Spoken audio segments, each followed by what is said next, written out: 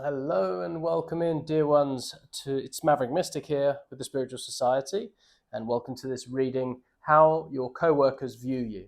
This is going to be the professional perspective, so how your co-workers have the certain perspective of you, how they view you, what their sort of presuppositions and whatnot are of you. So as you see here, we have 4 cards for you to choose from to initiate this reading here today. It's going to be a 9-card or 9-pile spread, this reading. We're going to cover topics from the beginning, such as the overall impression of your co-workers, and this will act as the anchor card for you here today. I'll reveal the various piles as we go within the reading, so I don't need to go over it too much now, but just to say to just tune in to the cards in front of you here, and to really sort of allow your intuition to guide you as to choose which pile is going to be yours for your reading here today. Remember, it's our mission here at the Spiritual Society to help really guide you to unblock your energy through spiritual practices like the tarot readings here today, so you can live your most aligned life. So when you're ready, take a nice deep breath, center yourself, allow your intuition to guide you, whether it's 1, 2, 3 or 4, and when you've chosen, we shall begin. Hello and welcome in card number 1 to this your reading. And so we're going to begin with the overall impression of your colleagues at work. And we'll begin with 2 cards. So we have the 2 of Swords and the Magician. So let's start first with the 2 of Swords. Okay, so to me this card suggests that your co-workers may perceive you as someone who often finds themselves in situations requiring careful decision making. You may be perceived as someone that maintains a balanced or a neutral stance in work conflicts or work related workplace conflicts, we could say. They might, you may be seen either as indecisive, as this card signifies, or maybe sort of reluctant to take sides, we could say. So quite a diplomatic sort of role. I think you're seen as someone that has the ability to see multiple perspectives in a situation. So from this card, the sort of main themes here would be balance, potentially indecision, but neutrality as well, and contemplation, we could say, with that. Now, with the Magician, this card indicates that your colleagues see you as having a sort of diverse set of skills and very resourceful, and that you're very capable of really turning ideas into reality, we could say, manifesting those ideas into reality, demonstrating initiative as well, and the real power to make things happen. And I think it shows also confidence here and mastery in your role. So you've been in it for a while now, and you have a certain mastery to it. So very skilled manifester. You're seen as a manifester. You take initiative, very resourceful, and get things achieved and really birth them into reality, right? So I think the pairing of these 2 swords, the Magician really creates an interest with the swords, and the Magician creates a sort of somewhat paradoxical kind of overall impression. I think your co-workers likely view you as a skilled diplomat, really. You have the ability to navigate complex situations, balancing different viewpoints, while also having the skills to really implement solutions as well. You're thoughtfully powerful. So while you may take time to sort of consider decisions, I think when you act, you do so with skill and effectiveness. Potentially conflicted as well as the 8 is what I'm picking up here. There might be a sort of a perception that you sometimes struggle to decide how to best use your considerable talents. Again, these are sort of first impressions or impressions. You're an adaptable problem solver, though. I think you're seen as someone who can really approach problems from multiple angles and have the resources to really address them. And I think you're really also seen as a balanced innovator, in the sense that you can bring new ideas to the table, but you can also carefully weigh their implications before moving forward. So I think this overall impression suggests that your co-workers see you as a really capable, really skilled individual, but one who may sometimes hesitate to take, or just take time, right? Take time before applying those skills. Some of you will perceive it as indecision. Some of them will perceive that as indecision. Some of them will just see it for what it is for you, just taking your time, considering all outcomes, etc., before applying the full force of your sort of creative, practical skills to the problem or task that needs to happen. They likely respect your ability to also take these multiple sides of an issue, but may occasionally wish for more decisive action in that sort of domain as well. So they probably they value your ability to maintain equilibrium in the workspace while also appreciating your capacity to make things happen when you set your mind to it. And they may see you as someone who has a great potential to influence the workspace positively, especially when you overcome any sort of tendencies towards indecision, if that's relevant, if that does apply to you in this case. All right. So again, this is going to be like setting the theme. So if you don't resonate with any of that, I'd love you to go ahead and choose from a different pile. What we're going to do now is we're going to go through the rest of the reading in a sort of sequential order. I've already drawn them before you arrived here. I don't know what they are, but I've already drawn them out beforehand. As you can see, pile two, we're going to be looking at your strengths in their eyes. Okay, so we'll draw some cards for that. There'll be then number four. Number three will be the areas they think that you can improve on. Number four is going to be your impact on team dynamics. 5 is going to be how they see your work ethic and your communication style. 6 is going to be your potential, okay, for growth and advancement within this work environment.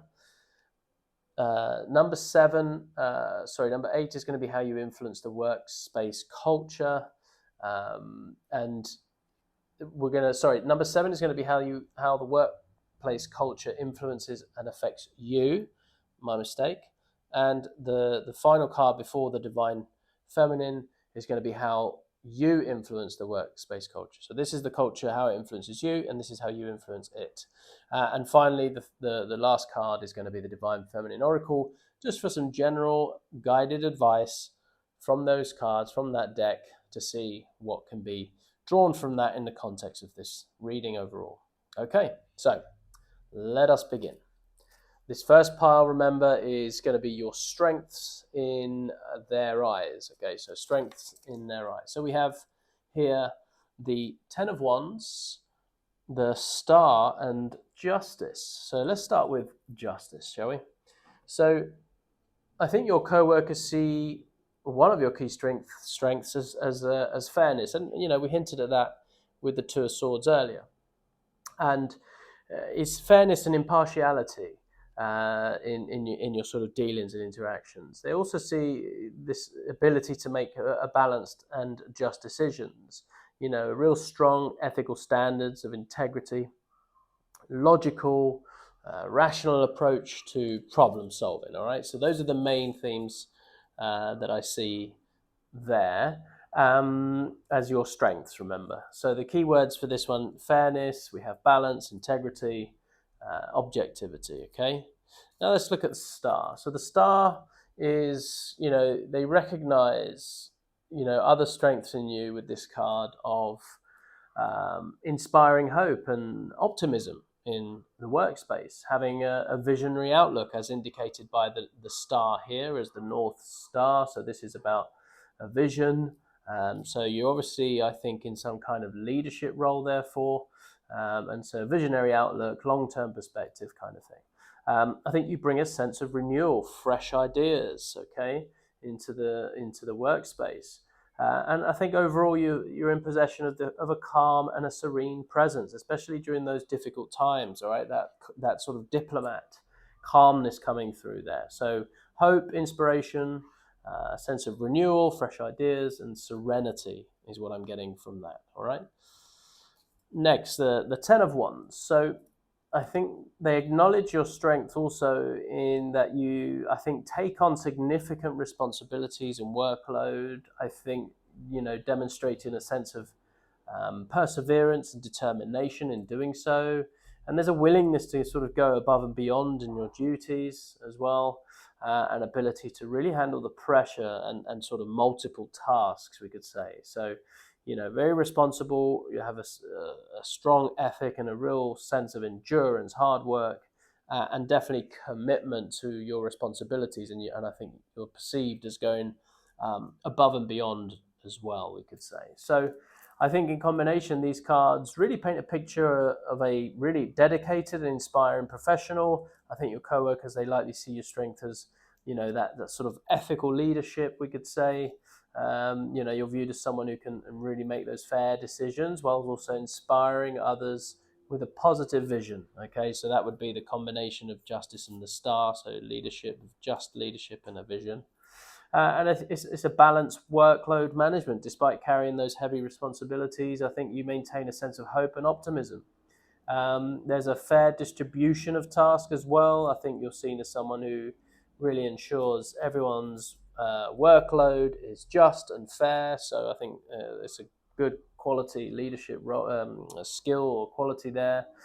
That visionary perseverance as well, really to see a vision, but to follow it through, to see it through. And I think that's also an aspect of inspiring others through action. So I think you lead by example. You're showing both fairness and dedication to the work, and I think there's a bit of a balancing act happening here in that you appreciate your ability to I think they appreciate your ability to balance multiple responsibilities while maintaining that ethical standards and the positive outlook that we spoke about. All right. So overall, I think your coworkers seem to really value you for your strong sense of ethics and your ability to inspire and bring hope and your willingness to take on the significant responsibilities. And they likely see you as a pillar of the team who can really be relied upon for fair judgment, for that visionary thinking, and dedicated to hard work, all in all. Okay, so now we're going to move on to areas that they think that you may be able to improve upon. Now, you may have been told this, you may not. They may keep it to yourself, depending on the dynamics, the relational dynamics, which we'll explore a bit further in a moment. But we have here the Queen of Pentacles, the Ten of Pentacles, and the Knight of Pentacles. So let's go with the Knight of Pentacles, start with this. And, it's important to note that these cards are, generally positive, especially in the Pentacles, suit that they all are, right? Which relates to sort of material wealth, career, practicality. And so I think this suggests that your co-workers may see these areas not so much as weaknesses, but as sort of aspects where you have potential for even further growth and further refinement, we could say, all right? So, Knight of Pentacles, your co-workers might think of you as that you could improve by maybe being more open to taking calculated risks, potentially, as you might be seen as a little cautious, we could say. So maybe they're thinking that you could maybe take a few more risks potentially, maybe increase your pace of efficiency. So as the Knight sometimes can be seen as a slow, methodical kind of approach, maybe they're thinking that, kind of speed it up a little bit, maybe. Again, these are just their observations. They may or may not have shared them with you, and you may or may not act upon them, but this is just to give you a deeper insight of what's going on. Maybe being more flexible, more adaptable to change. The Knight can be sort of resistance to new methods. So, caution, methodical approach, reliability, slow pace. These are some of the things that is indicated by the Knight of Pentacles as to areas where potentially you could improve. All right. So next we're going to go into, as I said, a very positive card, the Ten of Pentacles. And they might see room for improvement in maybe taking more long-term view of your career and the company's legacy potentially. So I don't know if there's like a handover thing happening here. So for example, if you're a lawyer being made partner and and maybe the current partners are coming to an age where they're thinking of the next generation and the legacy of the company, something like that, for example. It may not be that specifically, but just to give you an idea, there's a sort of maybe improving, fostering stronger connections with the company's hierarchy or with long-standing traditions. So it's kind of asking us here to sort of maybe commit a little bit more to the legacy as you being a part of that, right? For the long term of the work environment that you find yourself in. Balancing work life with personal life and family commitments more effectively could also be indicated by this card. So maybe they're observing that you're at this time really burning the wick at both ends, and this could, not be the best thing to do. Maybe there's an opportunity here to maybe create a sense of balance between work and life here. Maybe focusing more on building lasting wealth, or maybe contributing to the company's long-term financial stability as well, could be associated with that. So a lot of legacy, a lot of looking forward. Somebody's asking you, I think, to maybe commit to the company more long-term potentially. Okay, next, the Queen of Pentacles. Again, potential areas for your growth. It could be nurturing and mentoring others more actively in the workspace, as is indicated by this card. Maybe striking a better balance between, practicality and emotional intelligence as well. All right, so we have the practical aspect of the Pentacles, but we have the kind of like warm, emotionally intelligent, nurturing aspect of the Queen.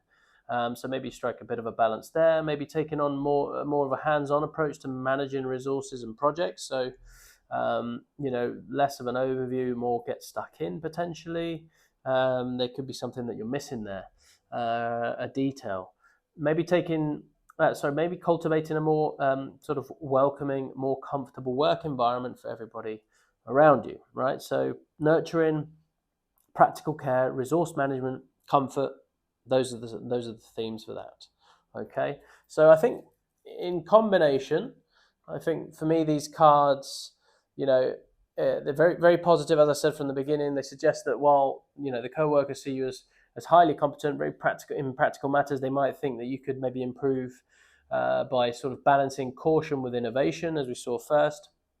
While the methodical approach is obviously appreciated, there might be a need to be more open to new ideas, or maybe to take more calculated risks, as we saw with that Knight of Pentacles, suggesting that this methodical approach is being noticed as maybe that's an area for improvement.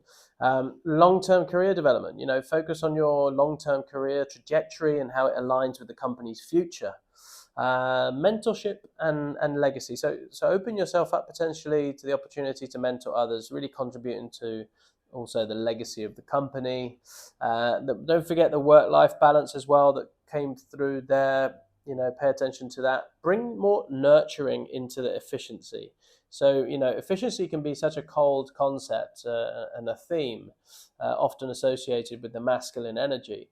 But, bringing in that queen, that feminine energy into that with nurturing, I think that could be an interesting exploration that could yield great benefits to not just yourself, but your colleagues and the company at large. So quite a few interesting points to consider there. The next part we're going to look at is your impact on team dynamics. Okay, so this is the impact on team dynamics. And we have the Wheel of Fortune, the Knight of Cups, another Knight, and the Ten of Swords. Okay, interesting. So why don't we start with the Knight of Cups, shall we? Yeah, so Knight of Cups. To me, this card suggests that your impact on the team dynamics include bringing sort of emotional intelligence and sensitivity to the group. All right. So interesting that we're speaking about that emotional intelligence coming more as observed. Maybe that's an area for bringing more. So, here it comes again in that sense as to your impact already in the dynamic. So bringing that emotional intelligence, sensitivity to the group. Maybe offering creative or imaginative ideas, as we explored before. You have that ability, and really approaching colleagues with a sort of charm and romance is associated with this card in a professional sense, of course. Sort of very inspiring, rose-tinted kind of vision casting, and really just inspiring others with your sort of idealism and your vision, right? Which is important. It's a massive aspect for the maintenance of a good trajectory in any company, in any group of people. So emotional intelligence, creativity, charm, idealism is what I pick up there with the Knight of Cups. Next, in contrast with the Ten of Swords, this card indicates that your impact on the team dynamics also involves being sort of present during or helping the teams through difficult endings or transitions. So it seems like you have an ability to influence in a positive way those times when things come to a close, whether it's someone being fired, whether it's a contract being lost, or something coming to an end, a retirement. I think you're there able to sort of help your colleagues through those difficult endings and all those transitions. Perhaps unintentionally being involved in or witnessing team conflicts as well could be there, potentially being seen as a maybe as dramatic in your reactions to challenges potentially there, but really I don't see that in the theme. Maybe helping the team to reach rock bottom on issues. So what I mean by that is, I think you have an ability to listen to the issue deeply, to understand the problem deeply, and to really get to the rock bottom of it. So the real nuts and bolts of what the problem is exactly. I think you have an ability to do that, and really then forcing the necessary changes according to that. All right. Now the next interesting card, the Wheel of Fortune. To me, this is bringing an element of of change and unpredictability to the team, helping the team to maybe adapt to cyclical changes in the workspace. Maybe there's a sort of cadence that happens over the 4 quarters of the business that you're able to sort of keep that change happening in a smooth way, potentially being seen as lucky or maybe unlucky, depending on the circumstances and what resonates with you. But this is sort of the card of fate, fortune, luck. But also, I think you're seen as encouraging the team to see a bigger picture in the situation and really providing, like I said, that vision earlier. I think that's coming through for me here as well. So in combination, those 3 cards, I think there's a sort of emotional roller coaster aspect here. Maybe your sensitivity and your idealistic approach combined with the sort of dramatic changes, with the Ten of Swords, unpredictability, with the Wheel of Fortune, they might create an emotional charged atmosphere in the team, potentially. But I think overall, you're a catalyst for change. So you may be at the center of significant changes in the team, whether it's initiating them with your ideas, or being involved when things hit a low point. Ultimately, I think leading to necessary transitions within the company. You're definitely a resilience builder as well. I think your emotional intelligence really helps the team to navigate through those difficult endings that we highlighted there, and really adapt to the ever-changing work environment that seems to be your workplace. You're very visionary in crisis. Okay, so when those crisis moments arrive, I think you really hold and bear the torch for the vision to help others sort of calibrate and reorientate in moments of crisis. I think those are ultimately quite positive influences on the team dynamic, and so overall, I think your co-workers are likely see your impact on the team dynamics as significant, multifaceted, and I think you seem to play a real crucial role in the emotional and transformational aspects of the team. And I think while your presence may sometimes be associated with sort of dramatic changes or challenges, I think you also bring the emotional intelligence and adaptability needed to navigate these shifts. So your impact appears to be that of a sort of catalyst, really sparking necessary changes and really helping the team through difficult transitions and encouraging adaptability in the face of life's ups and downs, right?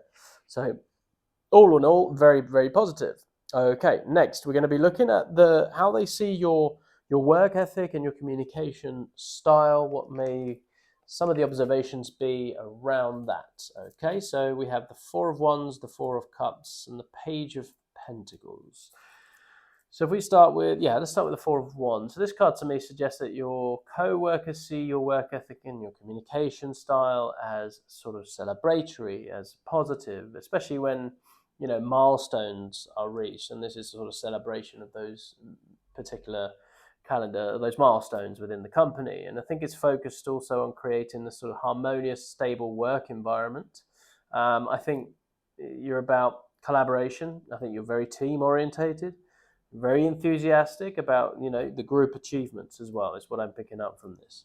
Now, with the Four of Cups, I think this indicates that your colleagues also perceive your work ethic and your communication as sometimes appearing potentially disengaged or maybe uninterested, potentially sort of missing opportunities due to sort of that lack of enthusiasm. So it's a little bit of a contrast to this, a little bit contradictory, we could say. So when I'm picking up multiple cards around the one topic, remember this could also be applying to some people's perspectives compared to others, right? So nobody knows the same person. Isn't that a curious sentence. Nobody knows the same person, right? So my mother knows me differently than my wife, right? Nobody knows the same person. And so therefore everyone's going to have different perspectives on us. Trying to reflect our fractals back to us and for us to sort of really grapple with and absorb and try to learn about ourselves really more than anything. So maybe you're eager to acquire, new skills, new knowledge. There could also be contemplative. So this is why I think different perspectives, different people will see you in different lights, and maybe that your contemplation, like instead of rushing into making decisions, maybe you go into a contemplative state. Perhaps overthinking situations could be the perception that they're getting from that, but you're just giving yourself enough time to respond rather than react. Possibly, there's an element of dissatisfaction with current circumstances in the workspace as it stands, and that's why you sort of tend to invoke these changes. So this could be pointing out that sort of despondence about the current state of affairs within the workspace. All right, so a few options there with that card. Page of Pentacles. To me, this suggests, you're seen as diligent and focused on learning and self-improvement. I think you're meticulous in handling practical matters and details.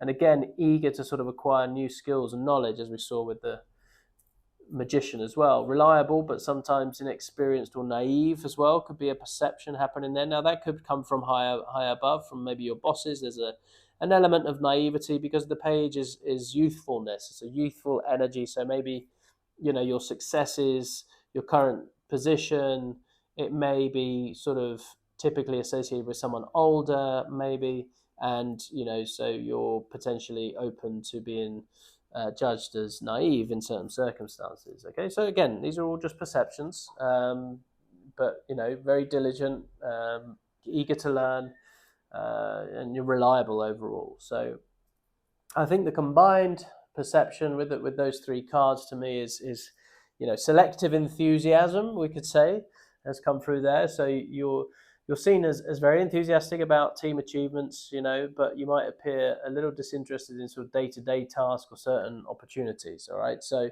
again, different people's perspectives, I think, is coming through there for me.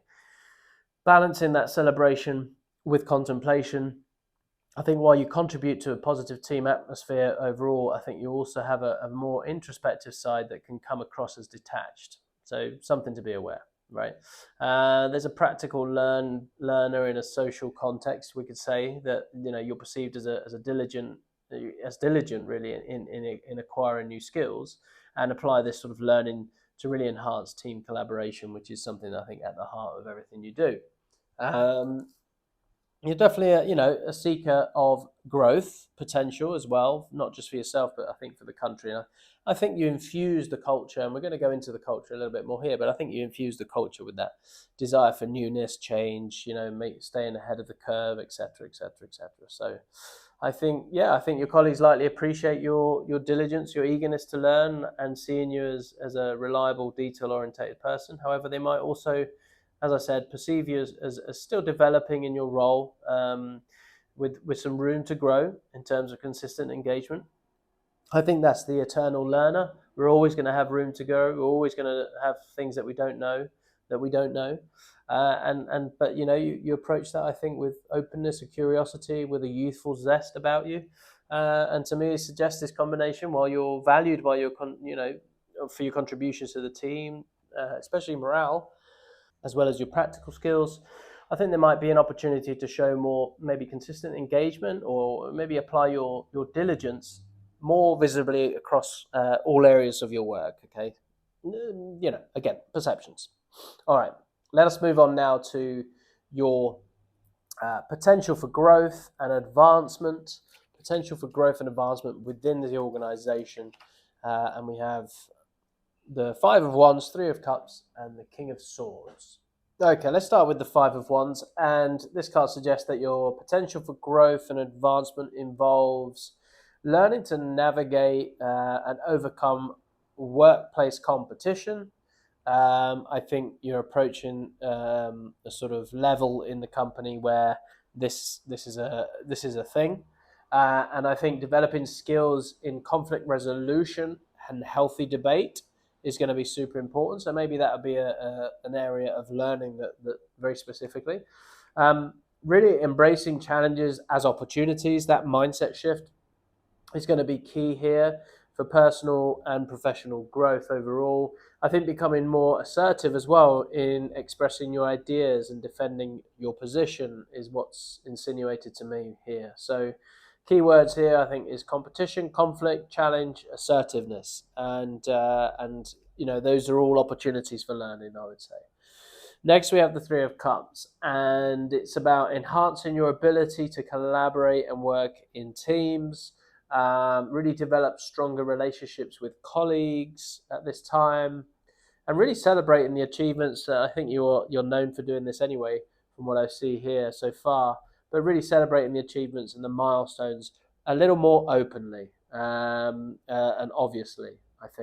I think balancing work with social aspects of the workspace as well, I think may benefit everyone as well. So collaboration, celebration, friendship, team spirit.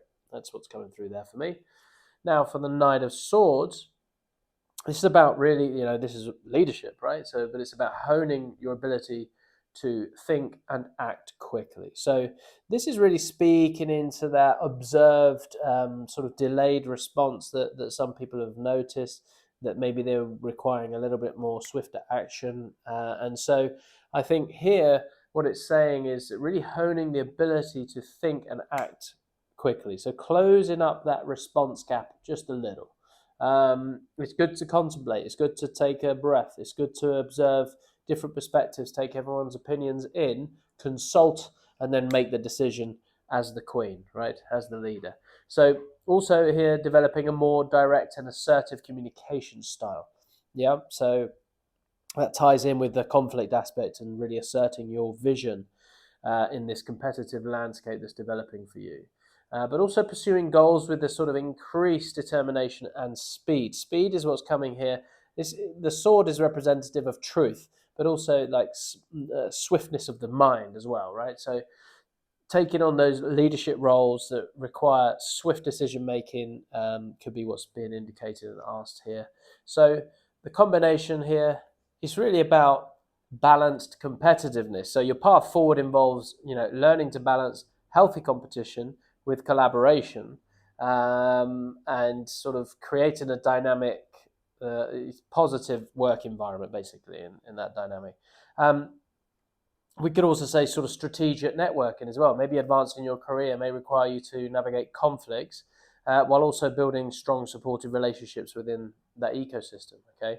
But definitely assertiveness, so assertive team players. So growth, I think, lies in developing your ability to really assert yourself and your ideas confidently, okay? So while maintaining a spirit of teamwork and collaboration, you're definitely sort of working on being more assertive, I would say. And with that comes that sort of quick thinking, in especially in group dynamics. So your potential, I think, includes becoming adept at the rapid problem solving within the context of team interactions and conflicts. And that may involve taking on some more risks. That word risk coming up again for me there.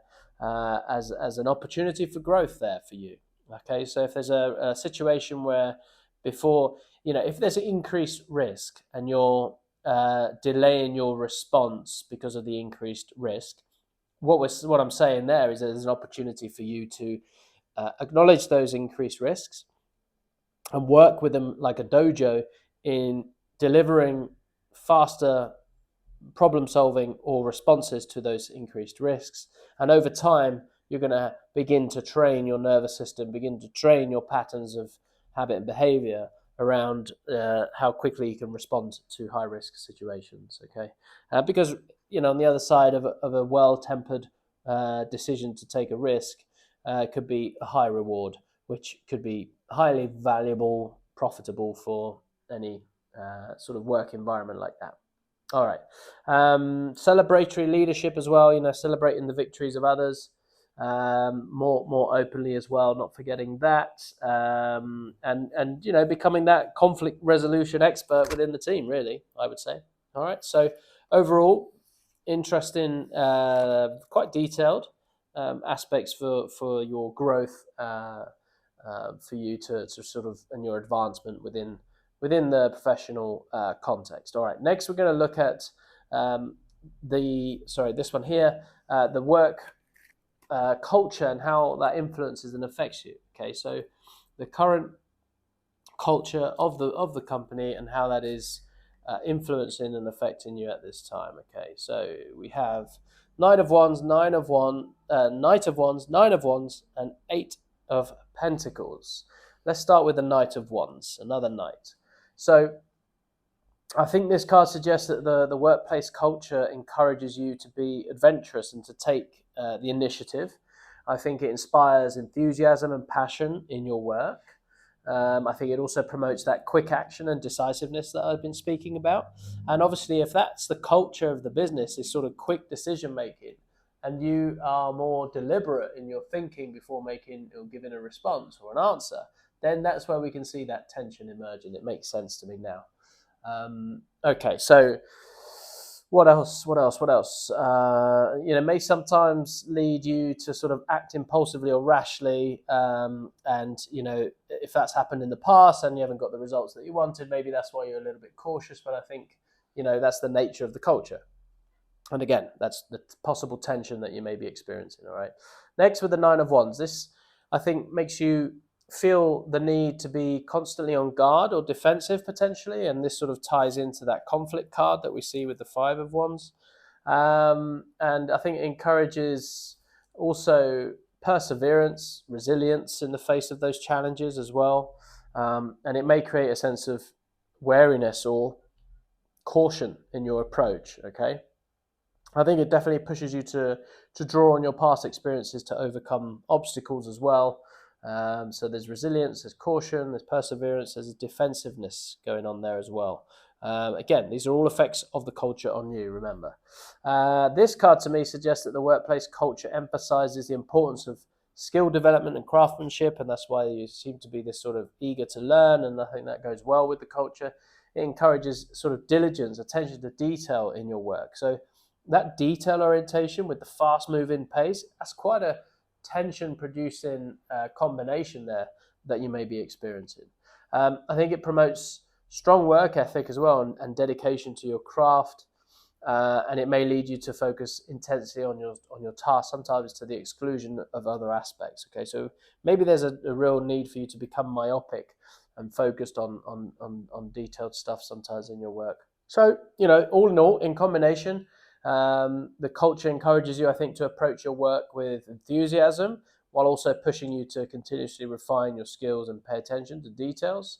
There's a sort of drive for that quick action and new ideas, I think there's also a sense of caution and a need to be prepared for challenges. Okay, I think the culture really pushes you to persevere through difficulties in your pursuit of mastery and skill development as well. And I think you're encouraged to be passionate and to take the initiative, but also remain vigilant and protective of your work and position as well. Okay, so it's a real balancing act. There's a constant tension between moving quickly and sort of meticulously, which you must navigate. Okay, I think that seems to be a trait of this particular workplace. I think overall workplace culture seems to have a real multifaceted influence on you. It pushes you to be dynamic and take initiative while also emphasizing the need for caution and thorough, being and skilled work as well. And I think this creates an environment where you're constantly balancing enthusiasm with vigilance, and I think a quick action with that sort of meticulous attention to detail. It's quite a high level sort of performance environment that I sense here with this job, which is, in my opinion, quite exciting. Okay, next pile before we go into the divine feminine is going to be the influence of the workplace culture that you have. So your influence on the workplace culture. Okay, so we have Three of Wands, Page of Wands, and a Three of Swords. Okay, interesting.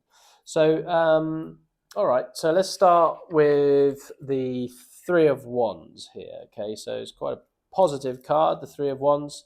So to me, it suggests that you influence the workspace culture by, really bringing a visionary, forward-thinking perspective. Right, and we saw that already with the star. We've seen that with that forward-looking perspective that you bring, and I think you're encouraging expansion and exploration of new opportunities as well, constantly.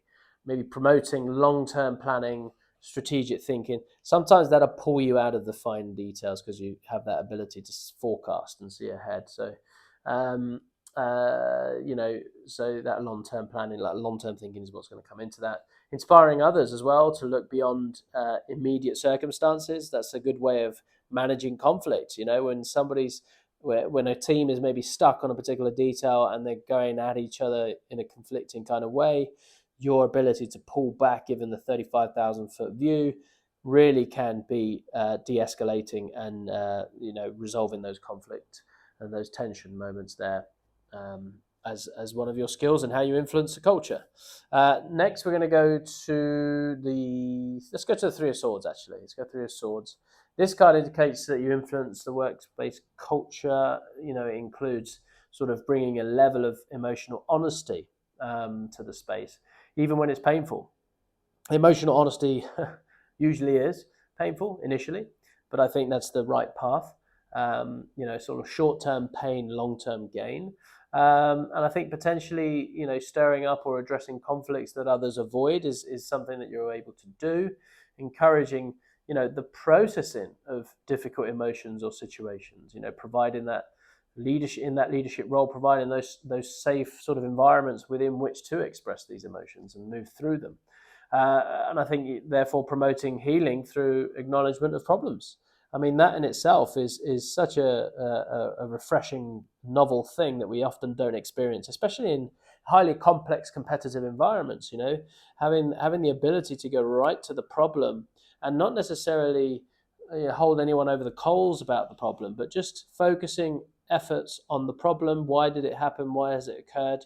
Let's make sure we fix and learn and move on. That ability to navigate that is definitely has a massively positive influence on the culture overall. Next, the Page of Wands. This is about bringing enthusiasm and fresh creative perspective. Again, that aspect that you're able to do, really encouraging others to embrace new ideas and possibilities, promoting a sense of adventure, willingness to try new things. It's kind of like a fail forward philosophy going on here. And I think you're inspiring also this sort of playful, energetic approach to work in others. So that's super positive. That enthusiasm, creativity, new ideas, and that zest, that energy, very powerful. So overall, we have a visionary realism, we have enthusiastic problem solver, emotional sort of trailblazer, and that not many people are doing this in the workspace. So kudos to you. You're a catalyst for growth. I think you're an honest innovator overall, and there's a real youthful sort of wisdom. I think that's a good combination there. So overall, I think your influence on the workspace culture appears to be really multifaceted, really transformative. I think you seem to play a crucial role, really, in balancing optimism and realism, really, bringing both the vision and emotional honesty to the forefront. And I think that's a very novel aspect, and no wonder they want you to commit long term to the company. Okay, all right.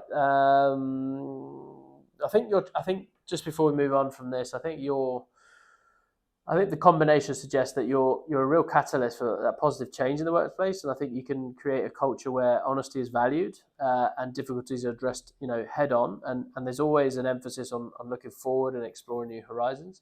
And I think your enthusiasm, creativity, is going to help to balance out the potentially heavy emotional work or of addressing the conflicts or problems. I think your challenge may be in really managing the potential discomfort that could come from bringing both painful truths and exciting new ideas to the table. And this is what that sword of the King of Swords is indicating here to me, is that the sword, representing truth can sometimes hurt. And it's in our mastery of wielding that truth that really we become the leader, because, not everybody can hear that truth sort of head on. It's too much for them. So there has to be a diplomatic way of delivering the truth, never lying, but a way of delivering the truth, right? And that's the subtlety and the mastery here. And I think the opportunity for growth for you as a leader in really refining and mastering that process of bringing the truth with honesty, with compassion, with understanding, but ultimately to really solve the problem and get to the root of that problem, as we saw with the 10 of Swords. Okay, so swords seem to be the big theme here for you. We're going to now go to the Divine Feminine Oracle just to receive some advice and see what they have to say. So we have, this time, it's Bridget. So Bridget is often associated with inspiration, with healing, with creativity, and transformative power of fire.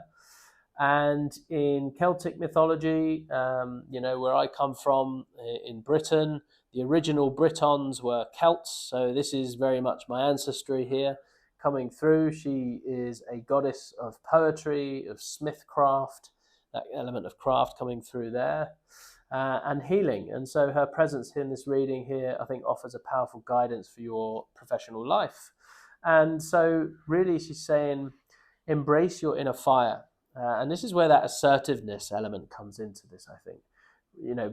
Bridget encourages you to tap into your passion and your creativity in the workspace and let your enthusiasm, your innovative ideas really shine through.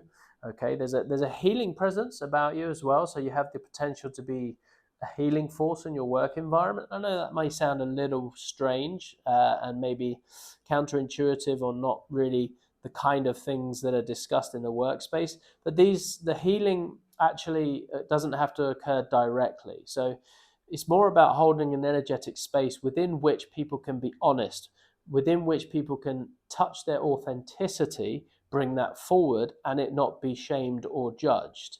So that's what I'm talking about in terms of healing. That in itself is incredibly healing, where people feel like they have a creative idea, they feel that they can bring it to you, and you don't laugh at them, you don't shut them down, you don't ridicule them, but you work with them. That is healing in all manner of ways. So that's the kind of what I mean by healing here. I think, also the smithery, the blacksmith, like a blacksmith, I think you have the power to really shape and to create. So, don't be afraid to propose and implement new ideas or processes within the workspace. I think you do that already very well, but again, don't second guess yourself on that. And I think your words and actions have the power to inspire your colleagues. So share your vision. She's reminding you to really anchor yourself in that vision, encourage others to reach their full potential in doing so. And I think Bridget's presence here, the fire of transformation, balance with the nurturing aspects of healing. I think strive to balance, that drive and that ambition with empathy and support for the co-workers. A very exciting environment, a very exciting culture, I think, that's being explored here, or expressed here through these cards. And so the advice really, as I said, visionary leadership. So I think it aligns with the visionary aspects that we saw with the Three of Wands. And I think she encourages you to continue looking forward and inspiring others with your ideas. Okay, healing conflicts. So the Three of Swords showed, your willingness to address difficult emotions, and her healing energy really supports this, and encouraging you to not just identify problems, but also actively work towards healing and resolution. Resolution is a big word there. And rather than having open loops in the workspace, which can over time really create a sense of resentment and really deteriorate the culture over time. The Page of Wands energy of enthusiasm that we saw,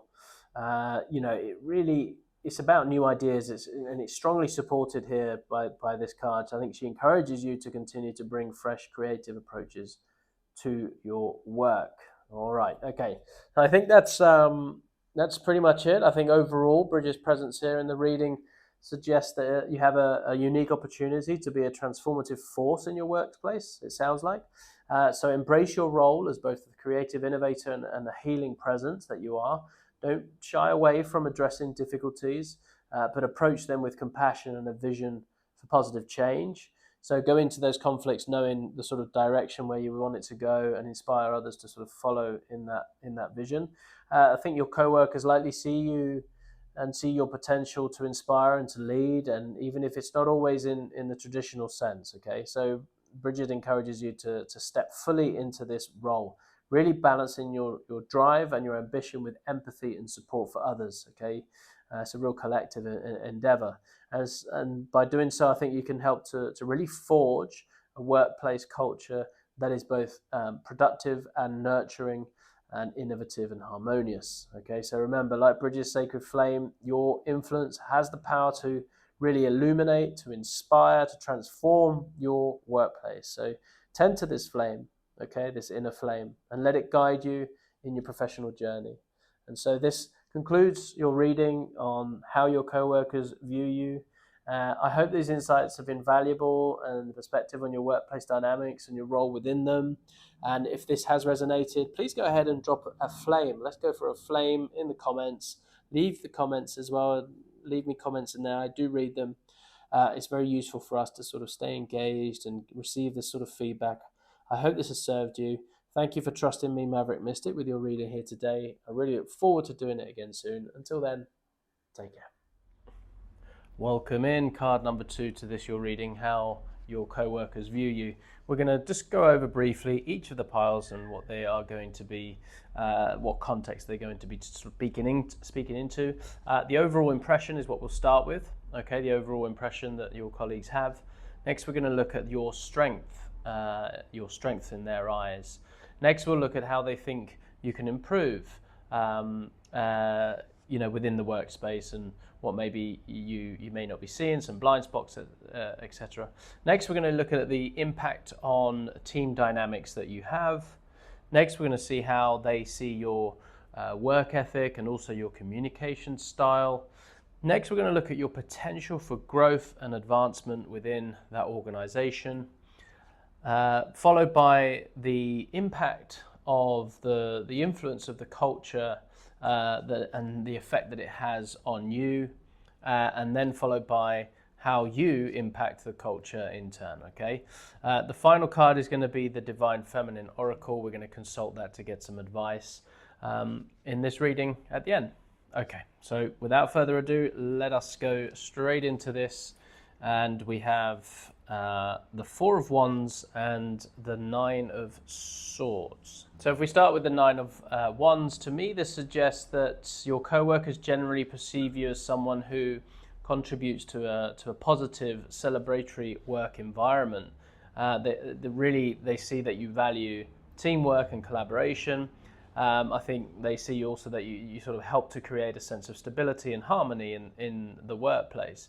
And I think, your perception of you is associated with successful project completions or milestones, as this card represents. All right, so celebration, teamwork, stability, achievement is how they see you.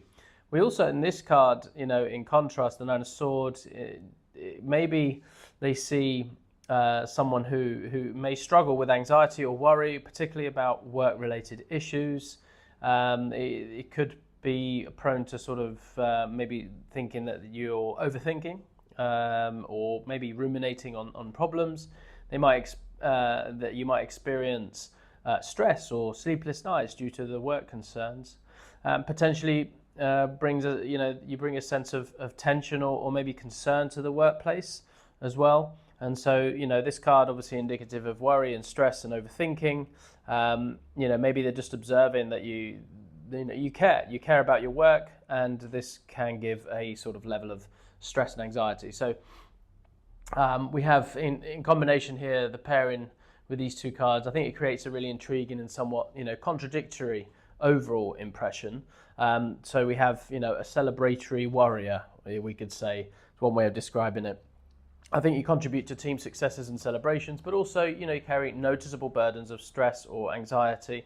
But I think you harmonize with inner turmoil. So while you're helping to sort of create stable, positive work environments, I think you may be privately struggling with worries or maybe some fears. There's that sort of tension really between the two. A milestone reacher with those sort of perpetual concerns, we could say. You're good collaborations, yet internally could be conflicted. It's that sort of dynamic that I'm sensing here is being expressed by these cards. So overall, the impression suggests that your co-workers see you as a valuable team member who, contributes positively to the work environment and helps to sort of achieve important goals. However, they also perceive an underlying layer of stress and anxiety that you carry with you. So your colleagues likely appreciate your ability to foster a sense of teamwork, okay, and celebration, but they may also be aware that you struggle with work-related worries, and this could lead them to see you as someone who is dedicated and hardworking, but potentially at the cost of your own peace of mind. So the challenge here, I think, may be in finding a way to maintain your positive contributions to the team while managing your own stress levels more effectively. So your co-workers might be concerned about your well-being while also valuing your contributions to the team's success. Okay, all right, let us now move on to the next pile. And this pile, remember, we're going to be looking at your strengths in their eyes, okay, what they perceive to be your strengths. So we have the World, the Knight of Cups, and the Three of Cups.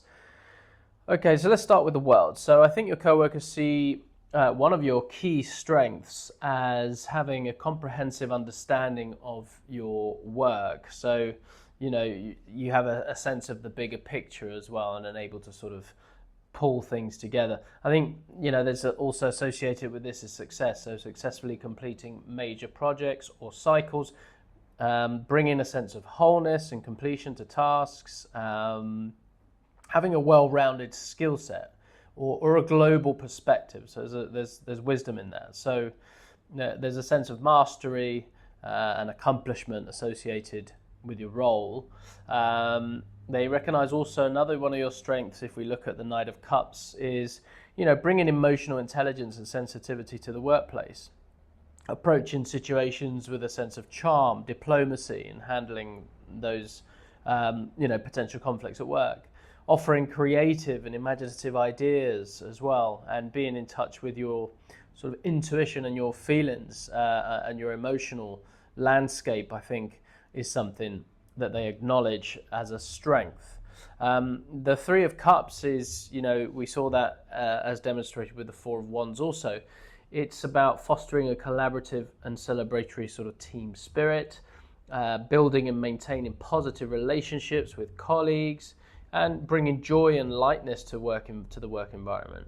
Really excelling in group projects as well and teamwork. So these are some of the things that are noticed as your strength. So really, in combination with all these, it's kind of like a holistic collaboration happening here. You have the ability to see the big picture while also fostering strong positive relationships within the team.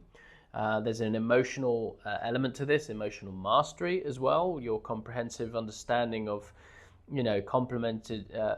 understanding your comprehensive understanding of the work itself, I think, it is complemented by your emotional intelligence and allowing you to really navigate complex situations with sensitivity.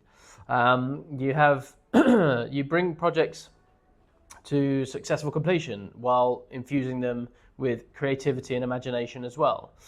We have that completion coming from the World. You not only achieve significant milestones, I think also you'll know how to celebrate these achievements with the team and how to make the most of those moments. I think your intuitive understanding enhances your ability to work effectively in team settings. And so overall, your co-workers, I feel, seem to value you for your ability to see the big picture and bring things to completion as well. Your emotional intelligence, your creative approach, and your skill in fostering these positive dynamics as well is noticed, and they likely see you as someone who, not only gets the job done, but gets it done in a way that enhances the overall work environment and contributing to that sort of healthy culture within the workspace. So the combination of strengths here to me suggests that you're seen as a valuable asset who can really handle complex projects, navigate interpersonal dynamics with a sense of grace, and really contribute to positive collaborative work culture.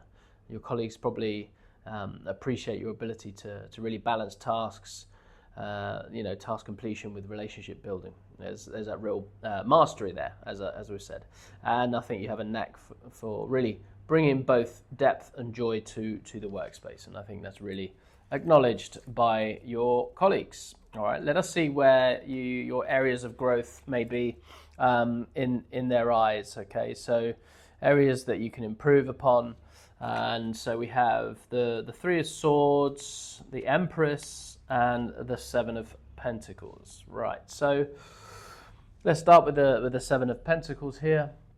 Your co-workers might think that you could maybe improve by bringing a sense of patience, because we see that with the Seven of Pentacles here. There's patient long-term sort of results and processes. Evaluating your work more critically before moving forward. Maybe balancing your efforts between different projects more effectively as well, and maybe being a little bit more strategic about where you invest your time and energy, okay, rather than rushing into things. I think there's a room for improvement around strategy and being more critically minded and patient, I think, considering long-term objectives. The Empress is nurturing, bringing more nurturing and mentoring others more actively, is what I see here. Bringing more sort of creativity and abundance to your work as well. Balancing work with self-care and personal growth. What else do we associate here with the Empress? Embracing, I think, more nurturing leadership style. I think that's what I'm getting from this card. A nurturing leadership style, opening yourself up to the possibility of mentoring others more readily. And I think that's what's being called there with this card. Now, with the Three of Swords, I think areas for potential growth could also include managing and expressing difficult emotions more effectively. You know, you've been noticed that you are emotionally adept, so there could be, it's a little contradictory saying that you need to be more emotionally intelligent, but I think we can all have that as a goal to improve upon. Wouldn't do us any harm. Dealing with conflicts or disappointments more constructively. So maybe disappointments might be an area to work on.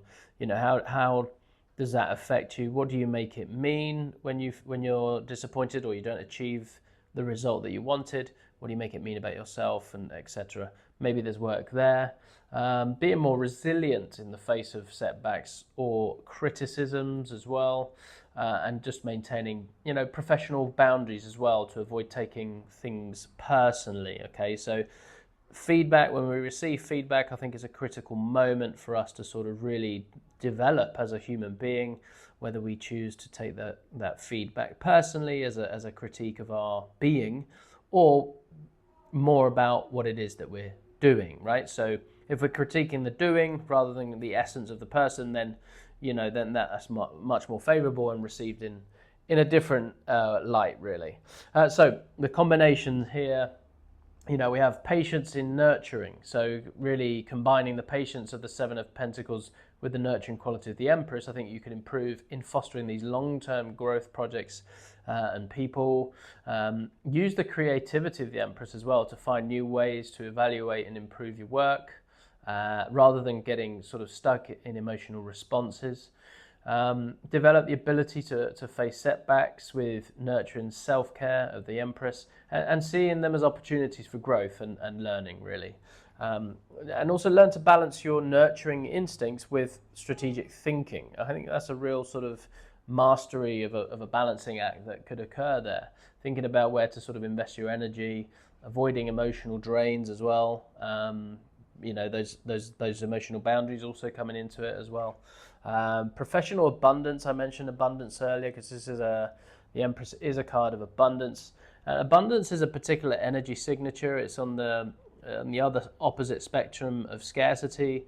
And if you could channel the abundant energy of the Empress into your work, but be patient with the results, I think, don't take setbacks personally, etc. I think that will foster this sort of abundance, that everything's going to be okay. There's enough. You are enough. These are sort of energetic signatures of abundance, and I think we begin to see the world through different eyes if we tune into that energy signature of abundance. Okay, and it will materialize in a multitude of different ways. Okay, so something to bear in mind, something to keep an eye on. Are you coming from a fear-based scarcity mindset or an abundant love-based mindset? If you approach work with that, I think that's going to really benefit you long term. So Overall, your co-workers, I think they think of you as a great potential for nurturing growth and creativity in the workspace. However, they may feel you could benefit from developing more patience with processes and better emotional management in the face of challenges, and more sort of strategic approach to how you invest your energy. And they might see you as someone who, cares deeply, but could sometimes get emotionally affected by work issues. And I think the challenge may be in finding that balance, right, as we said, between nurturing instincts and the need for professional boundaries, strategic thinking. That's the balancing act. Your colleagues likely believe that you can really combine your natural nurturing abilities with more patience and resilience, and I think you could become an even more effective and influential presence in the workspace than you are already. Okay. All right, next one, we're going to be looking at the impact on team dynamics. So your impact on team dynamics. Okay, so we have Knight of Swords, Judgment, and Seven of Wands. Let's start with the Seven of Wands here.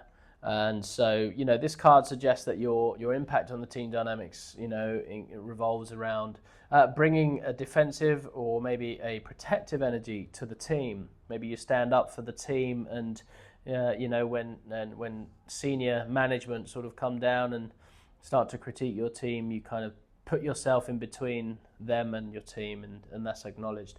Standing up for your ideas or the team's position, I think you're seen as encouraging the team to overcome challenges and competition, and potentially creating a sense of us versus them within the workspace as well. So be mindful of that, because that can go one of both ways, right? It will put you in favor of the team, of course, but you don't want to cause too much friction with senior management that you become a problem. The King of Swords on this side, it's that indicates that your impact on the dynamics also involves bringing a sense of clarity and logical thinking to team discussions, encouraging a sort of sense of clear communication as indicated by the sword, and intellectual debate. Providing leadership through that rational decision making, and potentially creating a more formal structured team environment as well. So you are in a sense a leader within your capacity, so I think that's acknowledged and recognized. And finally, Judgment, it suggests that your impact includes also inspiring the team to reflect on past actions and learn from them, encouraging personal and professional transformation. What other themes are we associating with Judgment? Bringing a sense of purpose and a calling, right? A calling to the team, and vision, creating vision, so they feel like they're actually involved in something that matters, and potentially pushing for significant changes or new directions as well. I think you're an advocate for change, and you rally the troops around these changes that you feel are important, that may need to happen in the workspace. So, you often stand up for the team's ideas, using logic and clear communication. Your leadership style encourages the team to overcome challenges and strive for significant improvements or changes. What else did we say? I think you bring a combination of defensive strategy and clear judgment to really evaluate team's performance and direction. And your ability to stand firm on important issues, combined with your clear thinking, I think leads to a transformative moments really for the team. You definitely use your intellectual powers to defend and advocate for what you believe is right. And often this leads to important realizations and sort of shifts in the team, we could say. And so I think your challenging energy and your clear leadership, I think, push the team to recognize and fulfill its true potential. And I think that's a great quality of a leader. So I think your presence appears to create an environment where ideas are challenged and defended, but also where clear thinking and communication are valued. And this can lead to moments of significant realizations and therefore change, like I said, within the team. So I think your challenge may be in balancing these strong energies to really create a team dynamic that is both intellectually stimulating and emotionally supportive. And I think by doing so, you can really help the team not only to sort of defend its position, but to make clear decisions, but also to evolve and to teach and to reach the team's highest potential as we said there. Okay. All right. Next, let's move on to. We'll leave the king atop of that pile to remind us of the main theme that came through there. But the next one is going to be how they see your work ethic and your communication style. So we may have had a little hint there with the King of Swords. Let's see what cards we have now. Okay, so we have the Seven of Cups, the Moon, and the Four of Cups. Okay, interesting. This is the emotional domain. So again, how they see your work ethic and communication style. So I think the card, the Seven of Cups here, suggests to me that your co-workers see your work ethic and your style as full of ideas and possibilities, perhaps to the point of being scattered sometimes. There's a creative but also potentially unfocused or indecisive. So this represents many options, sometimes illusion, sometimes lack of clarity, and sometimes inaction. I think that you could be prone to maybe daydreaming or getting lost in various options. But definitely it's an enthusiastic, you're enthusiastic about multiple projects, but may struggle to sort of choose maybe to complete them. But, we saw with the world that you do have that ability and you do complete them. So there's a little bit of maybe a perspective bias going on here coming from one or many or more colleagues here. So, remember, we're looking at their perspective at this time, so it may or may not resonate or be true. And it's also a group reading, so, if it doesn't resonate, just leave it for someone else. But yeah, okay, so the moon. The moon, it indicates intuitive but sometimes unclear or mysterious, and this goes hand in hand a little bit with the Seven of Cups, potentially influenced by hidden fears or subconscious motivations. So maybe there's some unaddressed limiting beliefs that you may be carrying. For example, this saboteur or imposter syndrome, or these kind of subconscious patterns that may be with you or not. There's a sort of cyclical nature to this. So there's periods of clarity and periods of confusion. So it's cyclical nature as demonstrated by the moon, capable of deep insight though, but also prone to misunderstanding. So I think you have some real deep insights and awareness, but communicating those can be a challenge and they can be misinterpreted as well. So the Four of Cups to me suggests that sometimes you can be seen as disengaged or maybe uninterested in sort of mundane routine tasks potentially. So there may be a tendency to delegate those. There's a contemplative and perhaps to the point of missing opportunities that may be going on there. What else can we see here? Potentially you're dissatisfied or maybe even bored with the current projects at this time, and that may have been noticed and picked up, or maybe you've shared that with somebody at work. That there is an element of introspection here which can be both a strength and be seen as a weakness by others sometimes, that introspection. I think the dwelling and dwelling too much on that can be a problem. But I think being introspective and doing the inner work is not a problem. That's a great thing to be able to do, but not to be sort of stagnant in that. Okay, so I think overall your imagination brings many ideas, but this creativity might be perceived as sort of unfocused or maybe difficult to translate into concrete actions. But I think really that the reason why you complete on the projects and you have creative solutions to problems is because you do have access to the multitude of options and possibilities out there. There's I think you're seen as having a strong intuition, but I think your communication might come across as a little vague or hard to understand at times by some people around you. I think your colleagues might notice that your level of engagement sort of fluctuates, possibly influenced by unseen factors.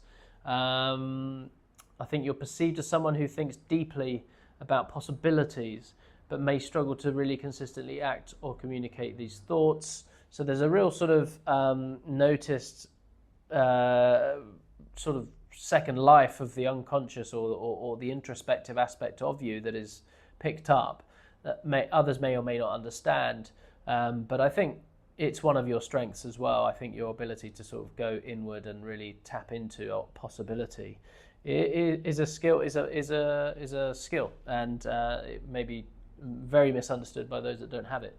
I think your colleagues, they might see you as someone who has a great potential and is, really interesting thoughts, but who might benefit from maybe more focus or clear communication, consistent engagement with day-to-day tasks, that mundanity that we spoke about. And they may feel that your work could be even more impactful if you could channel your creativity and your intuition into more concrete and consistent actions.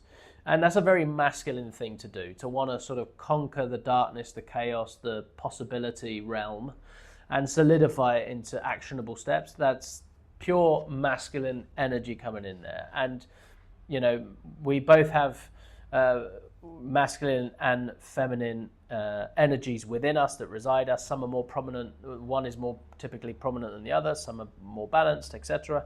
But, what I'm saying there is that this is what others think that you can improve upon, right? This is how can you improve. So these are the very masculine projections that are being cast onto you, I feel, at this time. So just, take that lightly is what I'm saying, right? Take that with a pinch of salt, but it may be good to sort of contemplate for your own growth and your own potential. So now this is talking about potential. We're looking at that now, potential and growth and advancement within this company.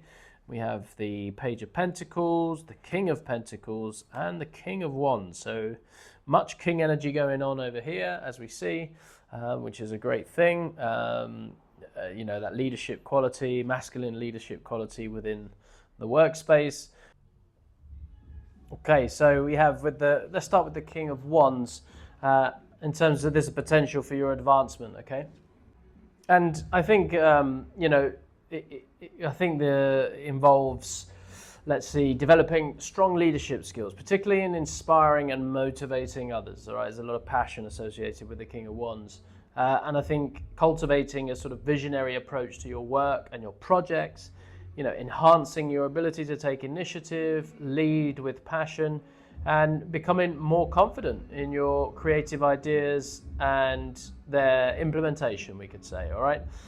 So really the key words there are leadership, vision, charisma, and initiative. Next we have the King of Pentacles, and this card indicates that your growth potential also includes developing strong business acumen and financial management skills, all right? Very specific sort of card that details that. And I think it's about enhancing your ability to create and maintain material abundance. Abundance again coming into it there through the Empress, and stability. Cultivating a sort of pragmatic and grounded approach to leadership, okay? And becoming more adept at managing resources and building that long-term security that's associated with this card. Okay. Next we have the Page of Pentacles, and this is about maintaining a sort of student mentality, right? So always being open to learning new skills, focusing on also the details and the practical application of your ideas, and developing a meticulous sort of approach to your work and your studies. It's about being open as well to sort of entry-level opportunities that have potential for growth as well. I think that's something that comes through there for me. I think in combination, I think your path forward involves really developing a leadership style that combines inspirational qualities of the King of Wands and with the practical sort of result-orientated approach of the King of Pentacles. There's a sort of growth that lies in learning to balance big picture thinking with the attention to practical details and execution. And remember that it was observed that you may not be too focused or worried about the finer details, the small details in projects. And I think here it's like looking and it's calling upon, that's an area for growth for you to really look at the meticulousness of doing something in a practical sense carefully. It's about advancement that may come through combining creative vision with smart resource management, right? What else? I think there's an opportunity to become a leader who not only inspires and manages effectively, but also, nurtures and develops talent as well. Okay, again, the Empress energy coming through there nicely. And I think your growth involves taking your, grand ideas that may come through the energy of the King of Wands and learning how to implement them in a practical, financially sound way. Okay, I think that's the main message coming through there. So I think, overall this combination suggests that as you develop these skills, you could really advance into high leadership positions that require both that creative and the pragmatic aspects, we could say.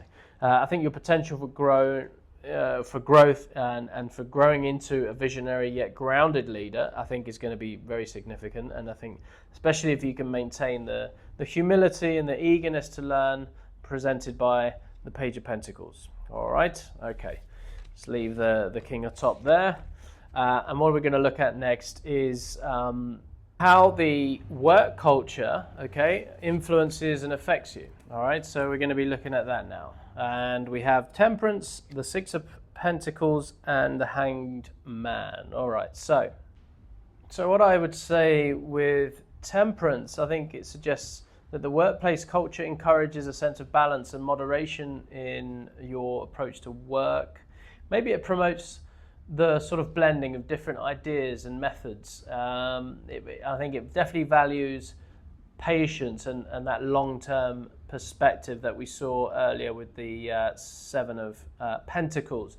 It emphasizes also the importance of finding harmony in the sort of diverse situations that you may find yourself in. Okay, the Six of Pentacles, I think it indicates that your workplace culture also emphasizes the importance of fair give and take and professional relationships, and it promotes generosity and sharing of resources and knowledge. There's a sort of values equitable distribution of work and rewards going on there as well.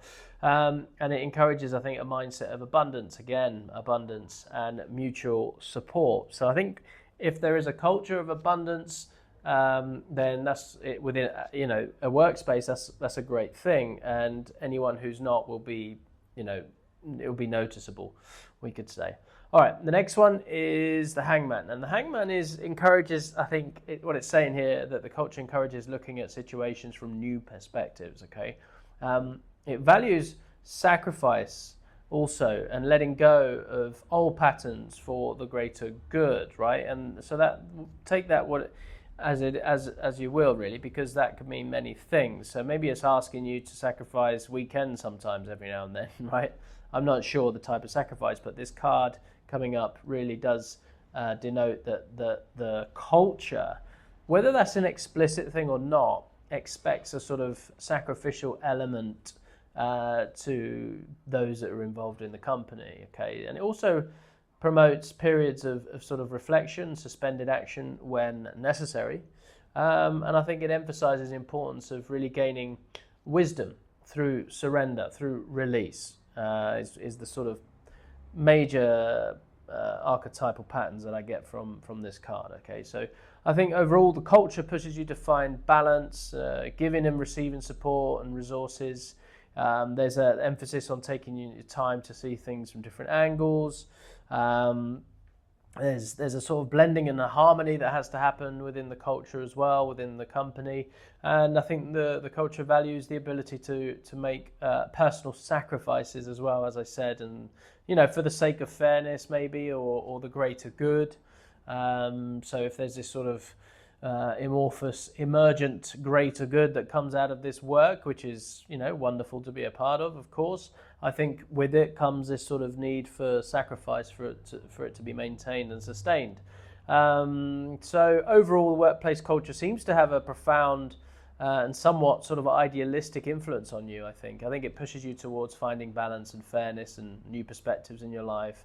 And I think it's in an environment that likely challenges you to really approach your tasks and your relationships with a sense of equilibrium, and encouraging you to neither overextend nor withhold, and really emphasizes the importance of fair exchanges, whether it's through ideas, resources, or effort. And the culture also seems to value the ability to sort of step back and reflect and see things from new angles. So it may often ask you to suspend or your usual ways of thinking or doing, and sort of gain a fresh insights. I think this combination really suggests a workplace that values thoughtful, ethical approaches to work, And this, I think the challenge may be in, practically implementing these ideals in the day-to-day tasks and in the interaction. So you might sometimes feel the pressure to achieve this perfect balance or to make sacrifices for the greater good. But I think your growth in this environment is likely, it comes from embracing these values of balance, fairness, perspective shifting, while also finding those practical ways to really apply them in your work. The culture, I think, encourages you to be both also grounded and idealistic. So it's a fair-minded yet willing to make necessary sacrifices for growth and wisdom. So there's a very interesting dynamic for sure. And what we'll take a look at now is your impact on the culture conversely. Okay, so we have the Hermit, the Chariot, and the Devil. Wow, 3 power cards here. Right, okay. Let's start with the Chariot, because the Chariot suggests that your influence on the workspace or the workplace culture could be, a sense of bringing a sense of determination and drive to achieve the goals. It's about encouraging others to overcome obstacles and really push forward. Also promoting, again, balance between different sort of forces or ideas, and really inspiring that sort of can-do attitude and willpower. Okay, willpower is the main theme that comes from the Chariot. The Hermit, however, indicates that it's about bringing a sort of contemplative or introspective energy here. Okay, so we saw a little bit of that over here, that introspection that's noticed by others, and they're saying that maybe you should improve on that.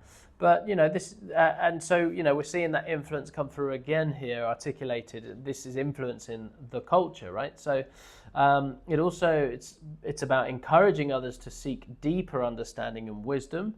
And I think it's about promoting periods of reflection and solitude, very much in harmony with what we saw here, those moments of reflection that is actually asked of you in the culture. So I think there's a good alignment there with the culture that you may find very satisfying. I think it's about promoting those periods of reflection, as I said, right? Solitude, or maybe problem solving, we could say, and also you're offering guidance based on your own experience and your insights, as that leadership quality is coming through there in a sort of wisdom kind of way, right? Now, the Devil is, this card suggests that your influence on the workplace culture, is by bringing attention to limiting beliefs or unhealthy patterns, right? So illuminating that, Lucifer, the bringer of light. So you're illuminating unhealthy patterns, potentially creating or highlighting sort of power dynamics or conflicts as well. It could be that. Maybe you're encouraging others to face their fears or their shadow aspects in some capacity, as a mentor maybe. Maybe bring in a sense of passion and intensity, which can be both creative and destructive. So that's the nature of that type of passion. It can go both ways. And so I think that's the sort of the main themes that I get here that you're impacting the culture with. And so I think overall you encourage a culture of self-reflection, which is in alignment with the workspace that we've seen already, while also pushing for achievement and forward momentum. I think your influence helps others to find wisdom and in overcoming obstacles and facing those challenges. And I think you bring light to those hidden or uncomfortable aspects of the workspace. So you're not afraid to call it out, right? So that's an important part there, I think. You promote balance, definitely between, that deep, thoughtful work and passionate, intense sort of engagement. And I think your guidance, as seen by the Hermit, helps others to sort of break free from those limiting patterns, okay? So overall, your influence in the workplace culture really appears to be really profound, multifaceted, and you seem to bring a unique combination of drive and wisdom and intensity to the environment.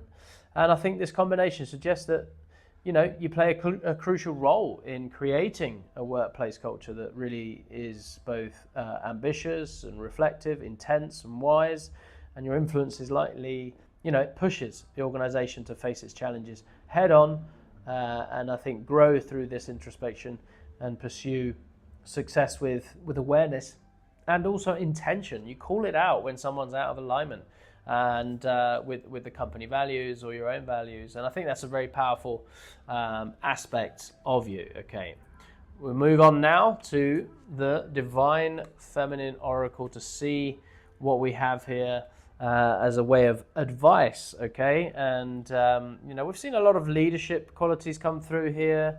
Regal sort of energies of leadership. So let's see what we have here. Oh, no surprise, Joan of Arc, okay? So the warrior of light, and again, that Luciferian bringer of light, that's what the devil is known for, and illuminating that which doesn't want to be illuminated sometimes, okay? But no, with Joan of Arc, the aspects of advice here, I think, is, courageous leadership for sure. So I think it's about embracing your inner strength and really stand up for what you believe is right in your workplace. That will benefit not just yourself, but the work and the work culture in the long term, for sure. Even if it means going against the norm, which oftentimes will be the case. Trust your inner voice as well. Listen to your intuition and your inner guidance, especially when making important decisions or facing challenges at work. And so also approach your work with the same level of passion and dedication that, Joan of Arc here brought to her own mission. It's that sort of courage of conviction, okay? Don't let societal or workplace sort of gender expectations limit your potential as well, is what I'm getting here. Because, we have that archetype. Joan of Arc is, especially in those periods of time, seeing a woman in armor and leading that way was not something that was accepted or even common or in some cultures. And so, don't let those stereotypical sort of mainstream patterns of gender identity restrict you, all right? Really carve out your own style of leadership, however it wants to emanate, as long as it's authentic, right? However it comes out authentically. So don't let those societal workplace gender expectations really limit your potential, is what I'm saying. So be willing to take on a role or responsibilities that traditionally associated with any sort of gender, Inspirational leadership is ultimately what is being advised here, and is to use your convictions to inspire and to motivate others in your workspace. You have those strong convictions for a reason, okay? Jonah's bravery sort of aligns with the forward-thinking energy of the Three of Wands we saw earlier, and I think she encourages you to boldly pursue your vision for the future, okay?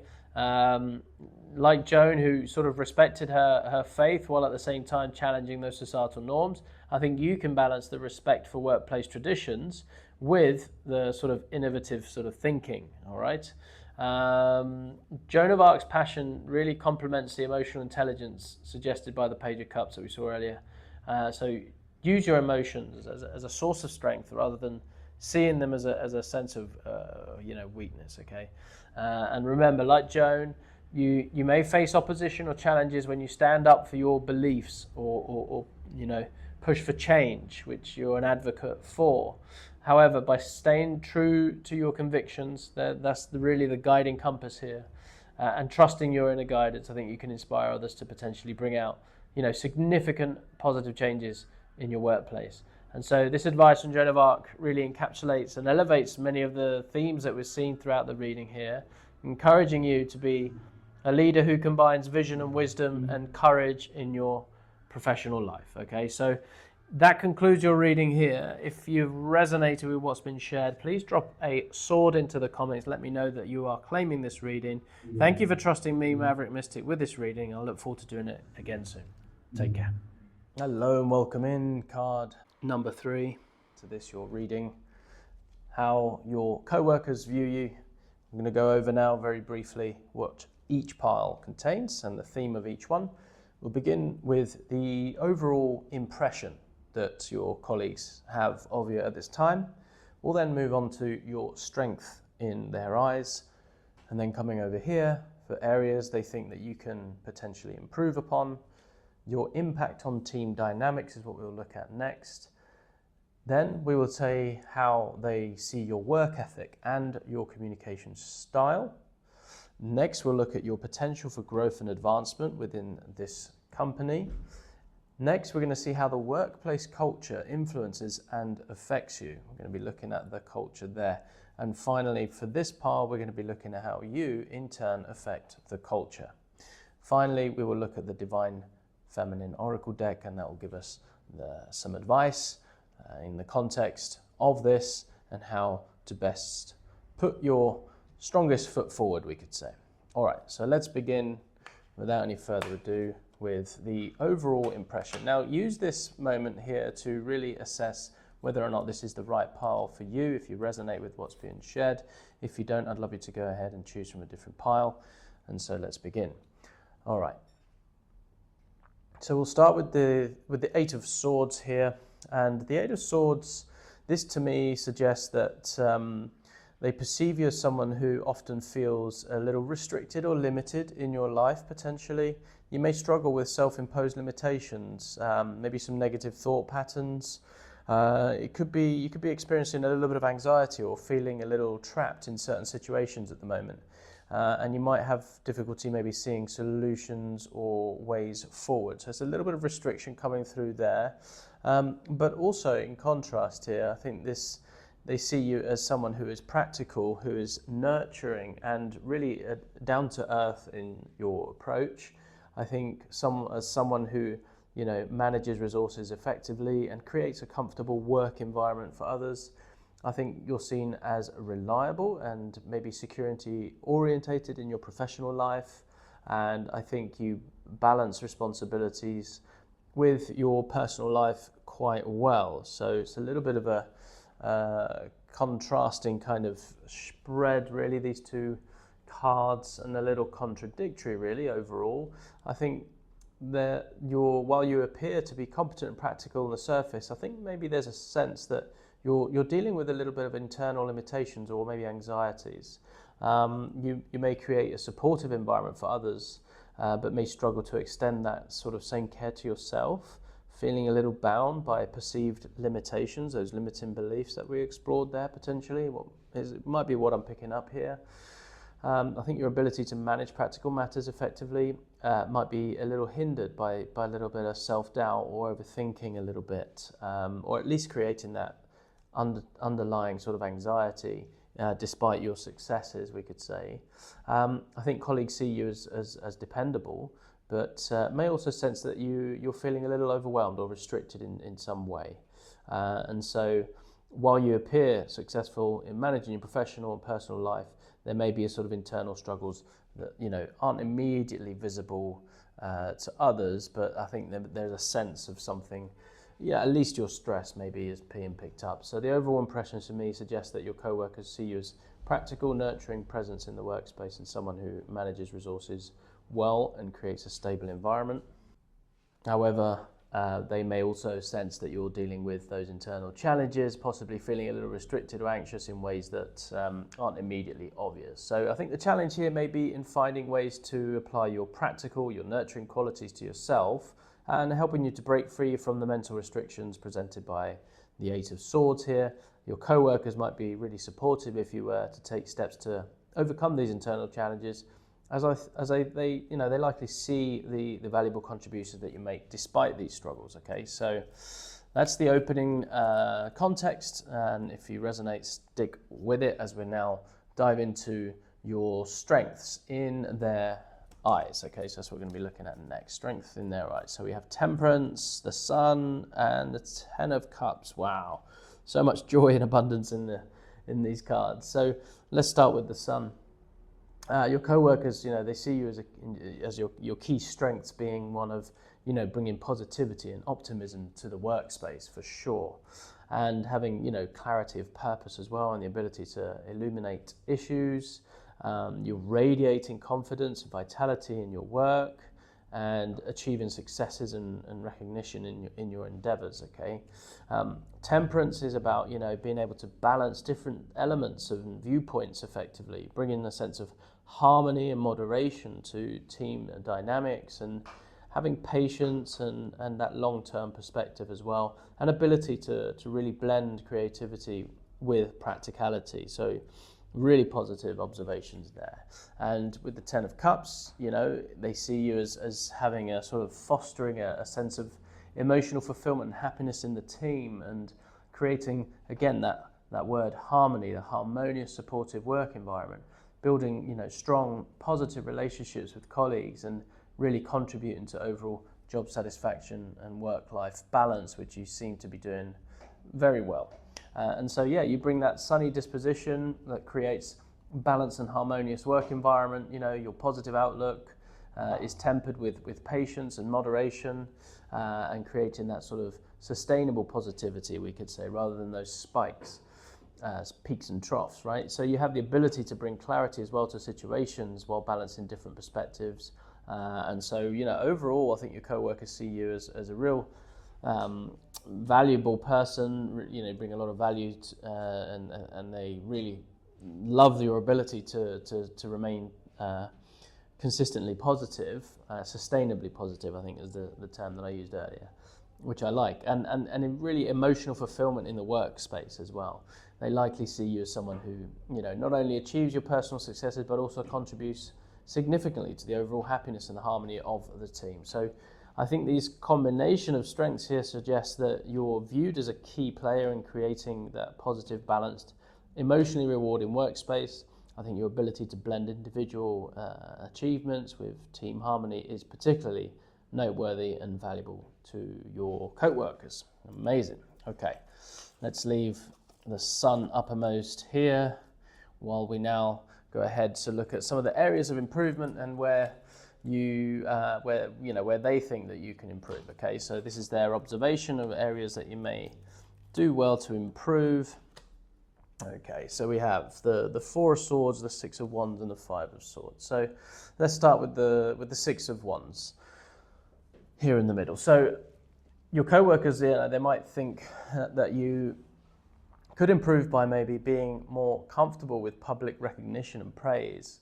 Okay, sort of taking also more of a leadership role, or being more visible in your successes. Okay, sharing credit and celebrating team victories more openly, maybe building on your achievements to reach higher goals. Okay, so it's about being okay with receiving that recognition.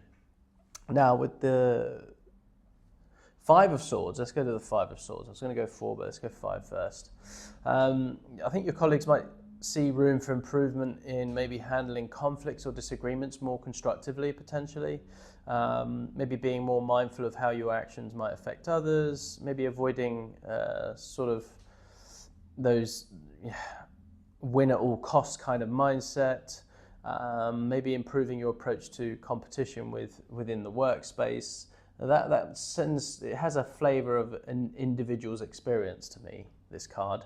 So, again, remember, these are just the perspective of others and different, experiences. So take that with a pinch of salt. The Four of Swords, let's go to this now. Areas for potential growth could include taking more time to rest and reflect, balancing activity with necessary periods of recuperation. Practicing those mindful and stress management techniques, I think, comes through here. As we saw at the anchor card, or the theme that we saw at the beginning, is that sort of limiting beliefs that are in the mind, essentially. So maybe some mindfulness, stress management techniques could really help you, and really taking potentially a step back to gain perspective before acting. Okay, so sort of rather than being in the work deeply all the time, maybe taking a step back and to sort of reassess, I would say, there. So really, I think it's about finding a balance between, striving for success and knowing when to sort of step back and recharge.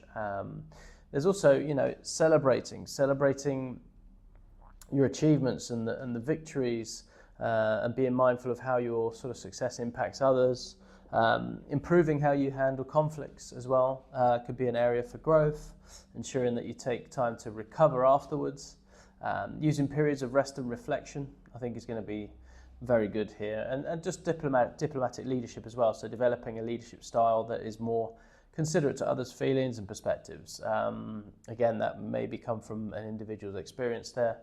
And balancing your competitive drive maybe with periods of rest and restorative rest to sort of gain those new perspectives as well. Okay, so yeah, I think they may also feel that you could benefit from taking more time for reflection and recovery, which could ultimately lead to more sustainable success and better relationships with with your co-workers.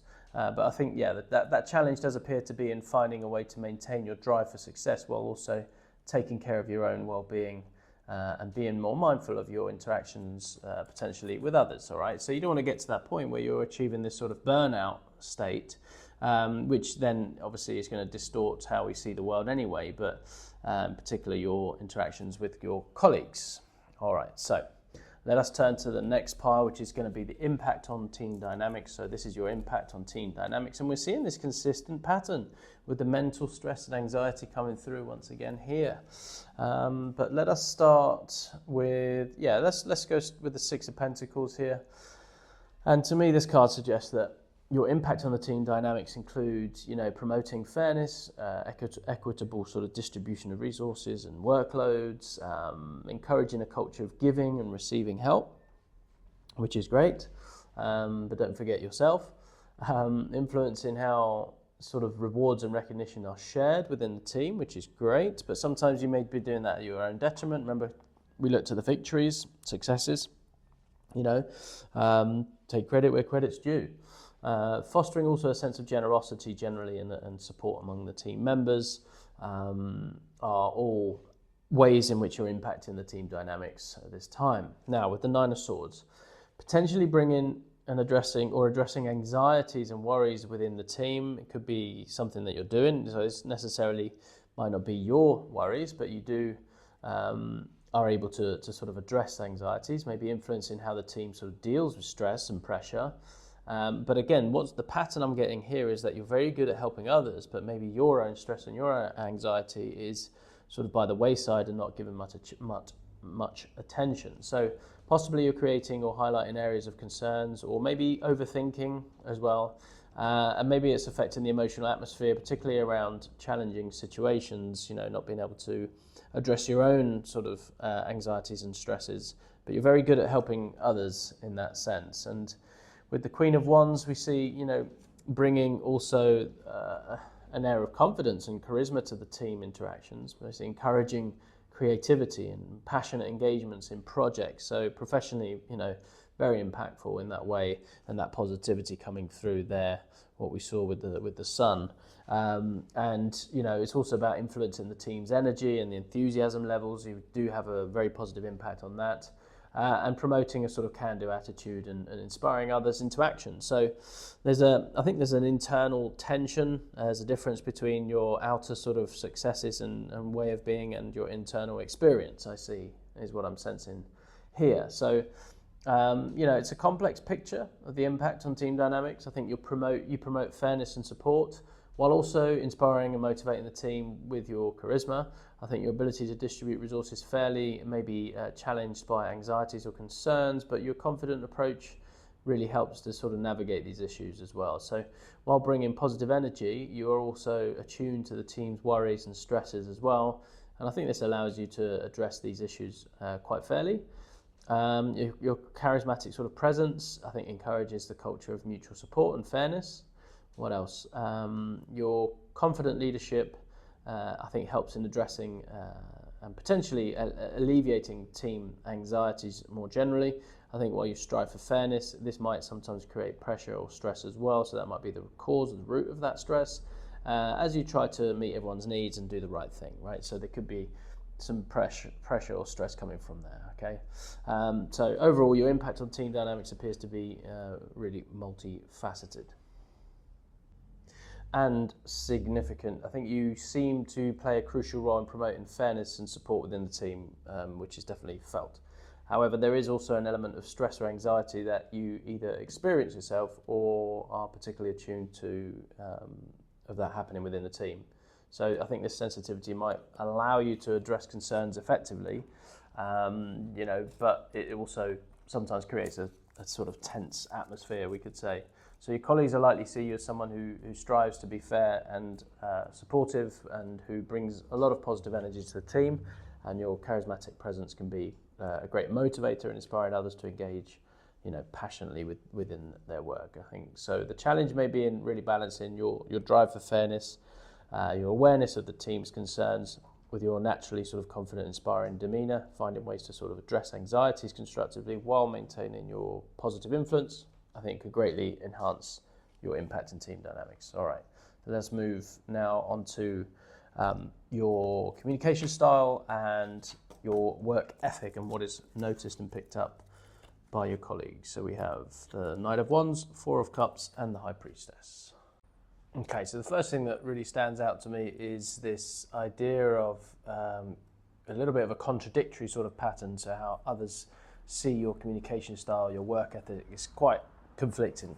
Okay, so what I mean by this, well, if we start with the Four of Cups, we see that sometimes you may appear to others disengaged or uninterested in the sort of routine tasks, we could say, potentially missing opportunities due to the sort of lack of enthusiasm, a little bit contemplative, or perhaps overthinking situations and possibly dissatisfied with current circumstances, right? So this is what I pick up with the Four of Cups. And then the High Priestess, we have a sort of intuitive, insightful, a sort of deep understanding of underlying issues, and often quite reserved, keeping maybe your thoughts to yourself. There's a sort of mysterious and a hard to read kind of air about you, or at least perceived by others. But you're seen as valuing that sort of inner knowledge and trusting your instincts. So they know you have these really strong instincts that you trust.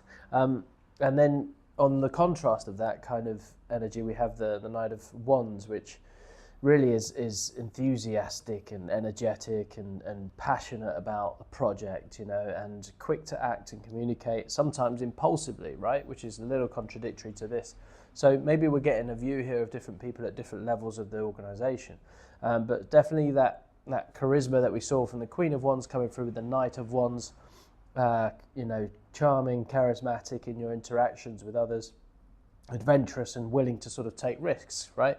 So interesting, complex combined perception here that we have with these cards. Sort of, you might appear sort of disinterested in routine matters, but you become highly enthusiastic and maybe active when something captures your interest, we could say, right? So while you're often keep your thoughts to yourself, when you do act or you speak, it's often with sort of sudden energy and conviction.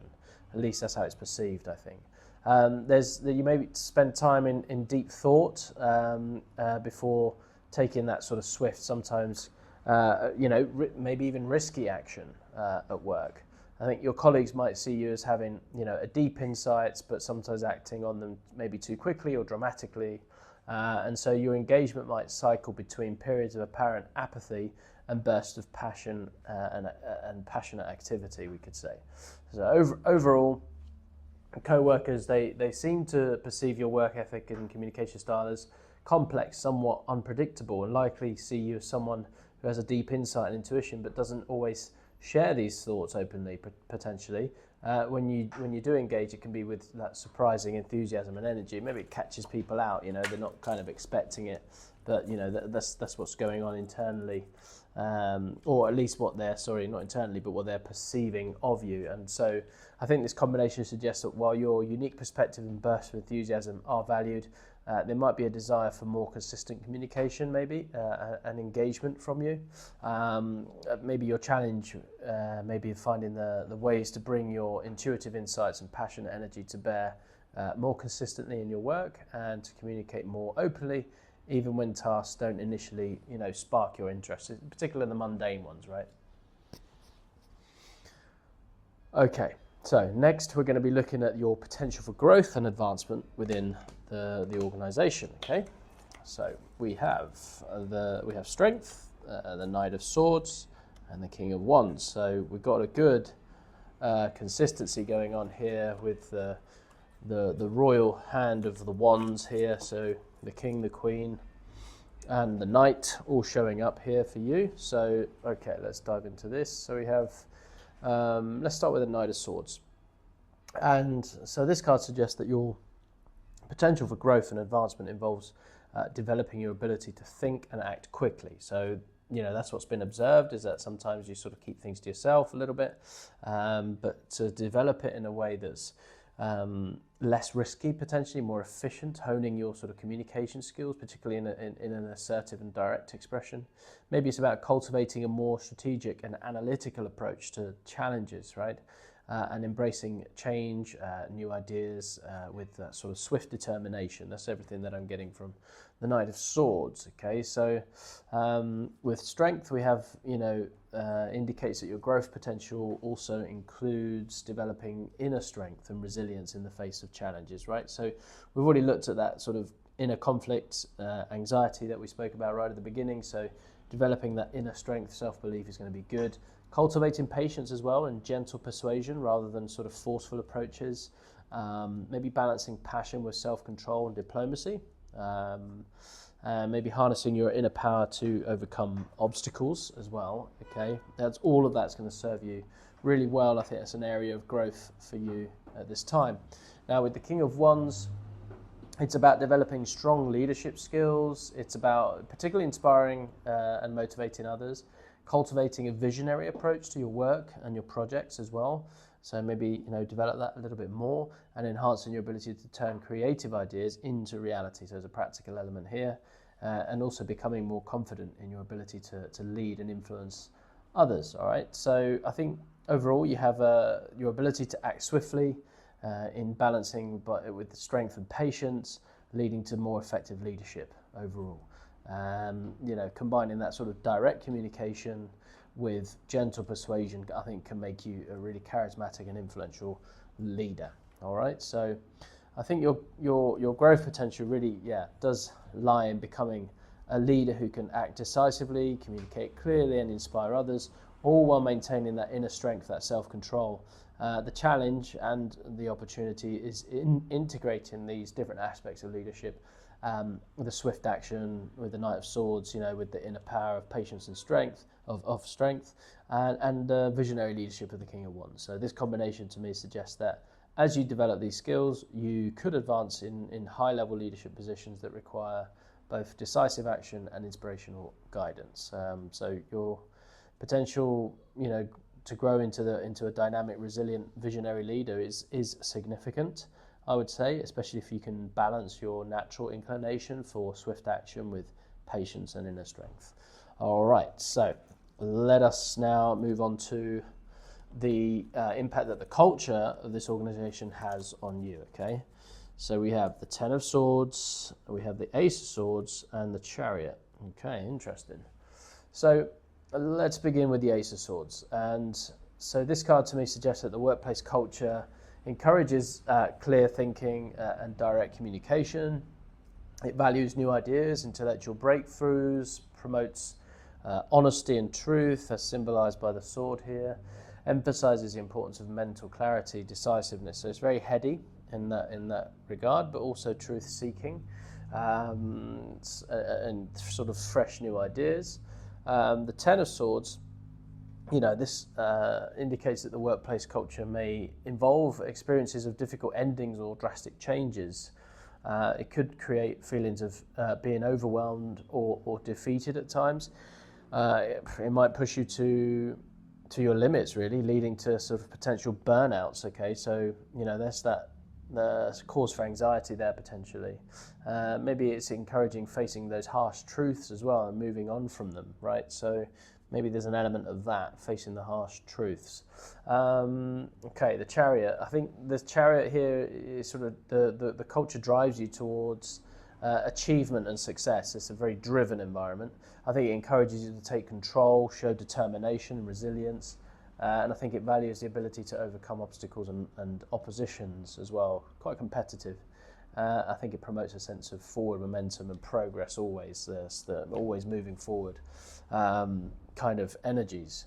And so I think the culture really pushes you to think clearly and to use that sort of clarity to drive forward, even in the face of those difficulties that we sort of explored there. So it definitely is a culture that seems to have a profound, intense influence on you. It pushes you towards clarity of thought and decisive action, but also exposes you to significant challenges and potential burnout as well. So this environment, it's likely challenges you to think critically, maybe to face difficult truths, maybe to push through obstacles with determination. It may often feel like a high pressure environment where you're sort of driven to achieve success even in the face of significant oppositions and setbacks. and it seems to value resilience, I would say, and the ability to sort of rise from these difficult situations. It encourages you to use your mental acuity to overcome challenges, drive forward towards your goals. And I think this combination suggests a workplace that can be both extremely challenging and highly rewarding at the same time. So I think your growth in this environment likely comes from developing resilience, maintaining mental clarity under pressure, and cultivating determination to push through difficulties, and the culture that encourages you to both, be a sharp thinker and determined achiever, we could say, and capable of overcoming even the most daunting obstacles. Okay, right, let us turn to the final pile before we move on to the Divine Oracle, and this pile is how you affect the culture, how it's your influence on the culture, okay? And so let's start with the Eight of Wands here. So this card suggests that you influence the workplace culture by really bringing a sense of swift action and progress in projects. We've seen the wands come through quite a lot in this reading, and I think it encourages in that quick communication and information exchange. You're really about promoting dynamic, fast-paced work environment. So I think you're very in tune and in rhythm within the work culture, and you definitely inspire enthusiasm for new ideas and incentives. As we explored with the Ace of Swords, that is something that the culture demands of everyone as well. So there's a lot of alignment there. I think the Hangman is all about encouraging new perspectives, and you have that sort of ability for sort of unconventional thinking and seeing it from different angles, promoting patience and the value of reflection before action is an impact that you have on the culture, despite those areas being highlighted as areas of improvement. I think you do that already, but maybe doing it more, but bringing a willingness to make sacrifices for the greater sort of insight or progress of the project. And also it's about inspiring others to look at problems from different angles, as I said. And so the Page of Swords is bringing curiosity, a thirst for knowledge to the team. It's encouraging that open, honest communication, which again is in alignment with the culture, as we saw, even if it's challenging, especially if it's challenging, and promoting a spirit of sort of youthful energy and new ideas. Really inspiring others to be also vigilant and observant of their work, so attention to detail there. And so, honesty, new ideas, vigilance is all what's coming, how, you're affecting the culture. And so I think you encourage swift progress while also promoting the values of pausing for new perspectives as well. And I think your influence combines quick information exchange with curiosity and honest dialogue as well. I think you're very attuned to the culture itself and on the workplace culture, and it appears to be a really dynamic and multifaceted place. You seem to bring a unique blend of swift action and thoughtful reflection to the environment, which is great. And I think, to me, the challenge may be in balancing these different energies to really drive quick action and progress needs to be sort of tempered as well with the wisdom of being able to pause and reflect. I think your curious and sometimes provocative communication style might need to be balanced with a little bit of patience and understanding at times. And I think this combination suggests that you play a crucial role in creating a workplace culture that is both dynamic and reflective, and I think you infuse the culture. Actually, you potentially could be driving the culture. I don't know if you're the leader of this particular workplace, if this is your job, your environment, because there seems to be a lot of your personal characters in the culture of the organization is what I'm picking up here. So maybe that's the dynamic that I'm sensing here. If that resonates, great, take it. If not, leave it for someone else. This is a group reading after all, but I think there is a definite symbiosis going on here between the culture and how it reflects sort of your way of being, really, your natural sort of state, we could say. All right, so let's turn now to the final card, the Divine Feminine Oracle, and in this case it is Saraswati. And so Saraswati is the Hindu goddess of knowledge and wisdom, music, arts, and just generally learning, right? So we had that with the Page of Swords. And her presence in this reading to me offers a sort of powerful guidance for your professional life. And so it's about embracing continuous learning and the pursuit of knowledge in your workplace. That's going to be a key element. and your intellect is a powerful tool for growth and success. Also, tap into your creative potential. Find ways to bring sort of artistry, innovation into your work, even in sort of seemingly mundane tasks. There's potential clue or gifts that you're maybe leaving on the table there by just seeing them as those mundane tasks. What else? The sort of, she's the goddess of speech, right? So Saraswati encourages you to refine your communication skills, express your ideas clearly, eloquently. Strive to balance analytical thinking with creative insights as well. There's a harmony to be had there. And the combination can really lead to unique solutions and approaches in the organization. Take charge of your own learning and development. Seek out new opportunities to expand your skills and knowledge base. And so the overall advice I think here is to me it suggests that your path to success and fulfillment in the workplace really lies in the pursuit of knowledge and cultivating wisdom and the expression of creativity. So she encourages you to become a lifelong learner, basically, and constantly seeking to expand your understanding and skills. I think your colleagues and superiors, I think they're likely to respond well to a combination of intellectual curiosity and creative problem solving and clear, articulate communication. So by integrating these elements, I think you can really position yourself as a valuable asset who brings both knowledge and innovation to the team. So remember, like Saraswati, playing her sort of her veena, her the stringed instrument. Try to find that sort of harmony in your work-life balance. Okay, balance your swift action with thoughtful reflection, your analytical skills with creative insights, and I think your personal growth with with the ability to inspire and teach others. Okay, and so this advice I think encourages you to be a beacon, basically, of wisdom, creativity in the workspace. And by embodying these qualities, I think you can really enhance your professional image, overcome any challenges, and potentially open up to new opportunities for growth and advancement within the organization. All right, so this concludes your reading on how your co-workers view you. I hope these insights provide valuable perspective on the workplace dynamics and your role within them.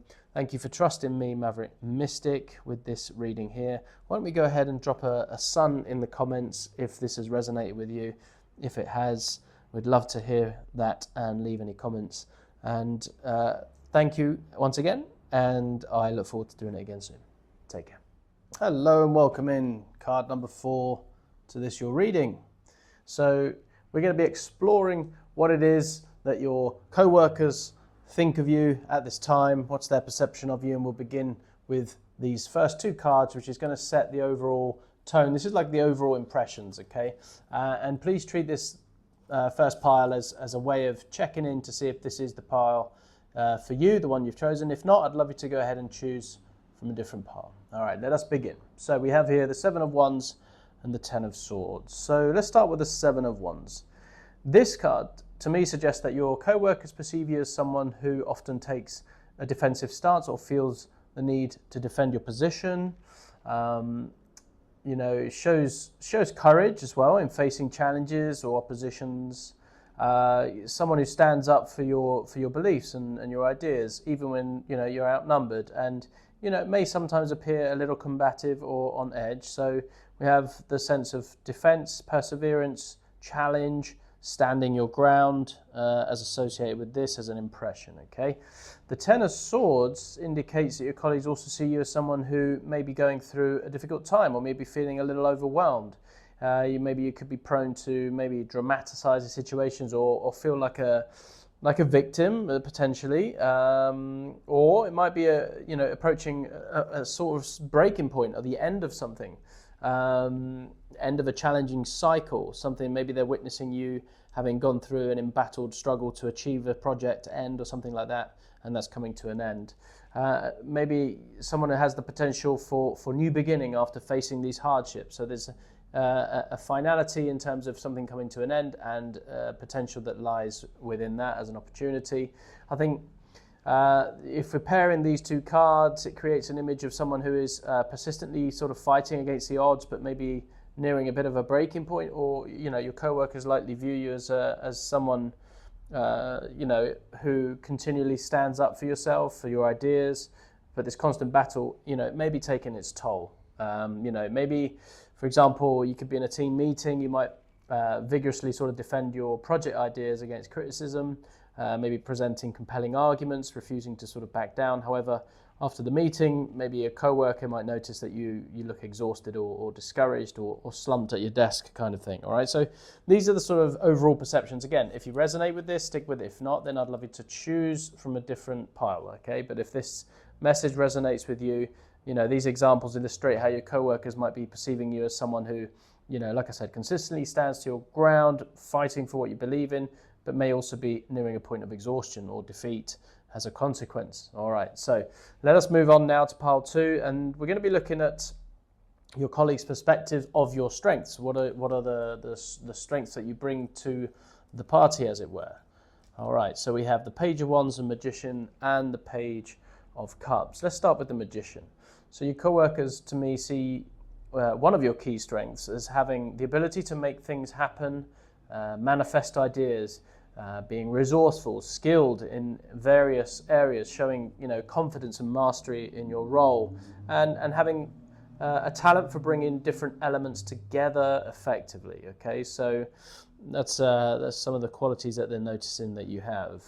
Page of Wands. Let's go to this next, and I think they recognize that also one of your strengths is bringing enthusiasm and energy to new projects or ideas, being creative, being passionate about your work, showing a willingness to learn and to try new things, and having a spark of inspiration that can really motivate others. Okay.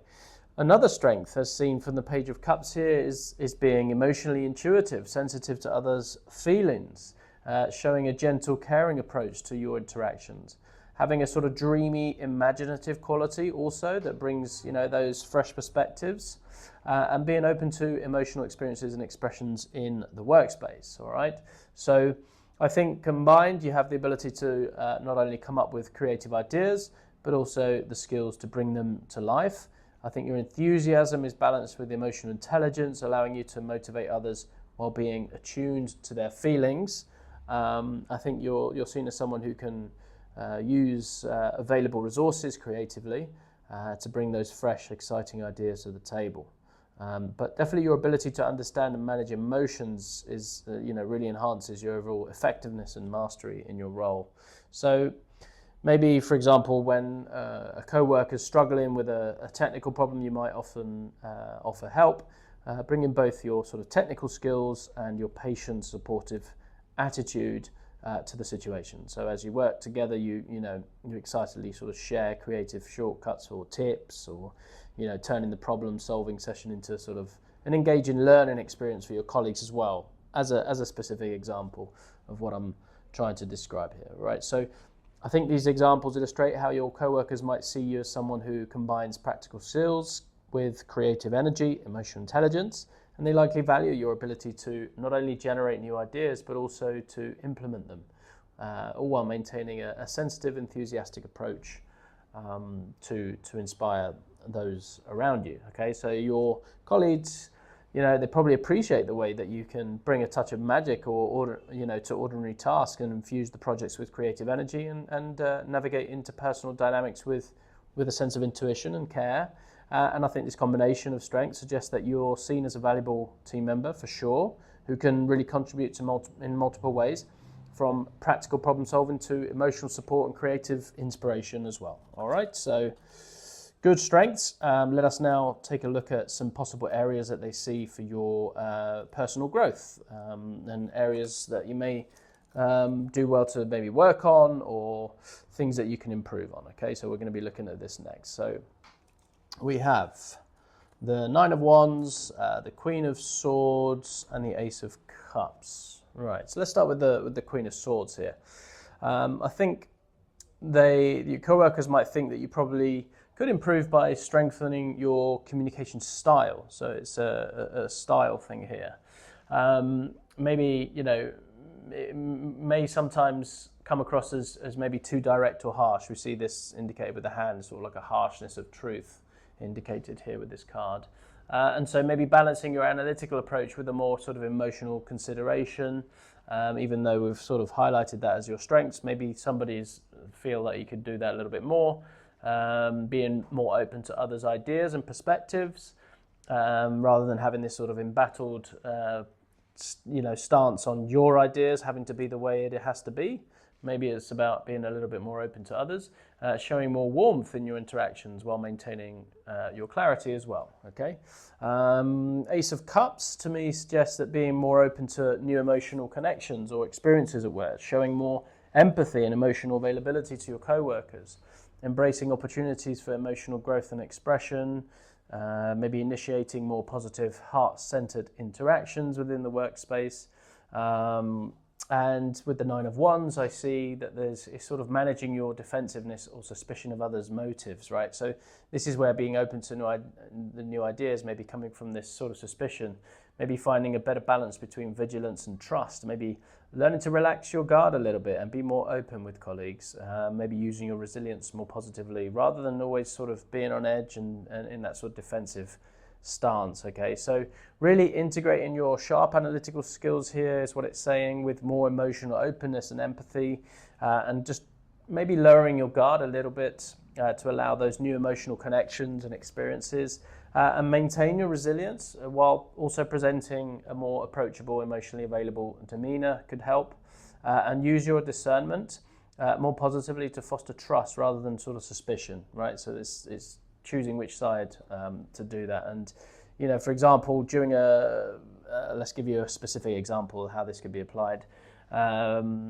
A performance review, let's say. Maybe your manager might praise your analytical skills and direct communication, but suggest that you work on delivering feedback more empathetically, for example. For instance, instead of bluntly pointing out a colleague's error, you could start by acknowledging their efforts before, discussing how to improve and showing both your sort of insight and emotional considerations. This can also be like, this specific example is like the hamburger delivery, right? So we give them the bun, the top bun is something good, and then the meat of the thing is what they need to improve on, and then the bottom bun is leaving them on something good and positive, right? Delivery techniques, right, potentially. Okay, what else to say about that? I think the challenge here may be in finding, like I said, ways to really maintain the sharp insights that you have and the strong boundaries while also cultivating this more emotional intelligence and openness in your workplace interactions. Your colleagues might be more drawn to you if you blend the analytical strengths with the more sort of empathic, a little bit more approachable. I think that's what's coming through there for me. All right. So the impact on team dynamics is what we're going to look at next. Impact on team dynamics. So we have 10 of Pentacles, Death, and the 10 of Wands. So let's get this one out of the way first, shall we? Let's go with Death. So this card suggests that your impact on the team dynamics include, bringing about significant changes or transformations within the team. Encouraging the sort of end of outdated processes and mindsets. What else can we get from this?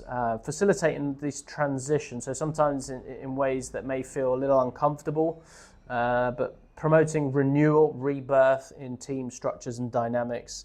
And obviously this is going to have a variety of effects on people. Some people may be attached to the way the things have always been, and it creates a little discomfort when we create upheaval around that sort of stuff. So 10 of Pentacles, let's go to this one. This is a card that suggests that the impact on the dynamics, it's about contributing to long-term stability and success of the team. I think it's about emphasizing the importance of legacy, established structures. So it's a bit of a dichotomy going on here.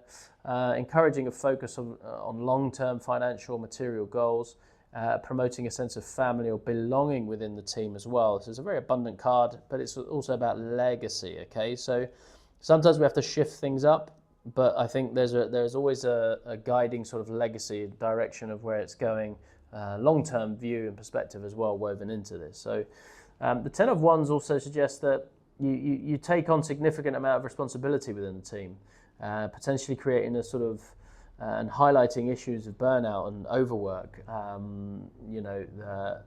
If you're sort of leading the way with overburdening yourself and you're behaving as if that's the way things are, this could put an added pressure on the dynamics of the team. But ultimately you are demonstrating a commitment, a strong commitment and perseverance, maybe encouraging others to push through challenges, sometimes to excess. All right, so it's something to be tempered there for sure. So I think you bring about significant changes while also contributing to long-term stability. And I think your commitment to establishing a lasting legacy may sometimes lead to a little bit of overwork, a little bit of burnout. Your willingness to really take on the heavy responsibilities often leads to necessary transformation for sure, and that will benefit the team in the long run. But you may be instrumental in identifying, eliminating inefficient processes, I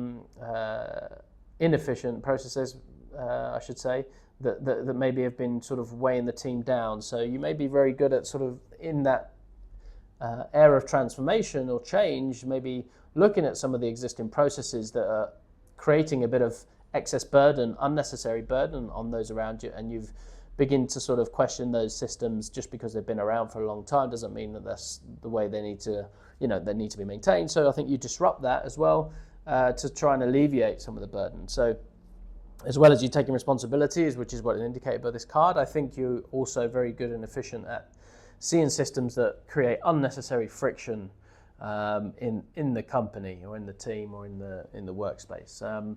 I think your colleagues likely value your ability to drive, that important transformation, your commitment to the team's sort of long-term success. However, they might also be concerned about the heavy burdens that you bear and the intense nature of the changes that you bring about as well. That could be the thing. I think the challenge may be in really, again, finding a balance between driving necessary change, contributing to long-term stability, and managing your own workload sustainably. So your impact could be even more positive if you could initiate transformations and work towards lasting success without risking burnout or overwhelming the team.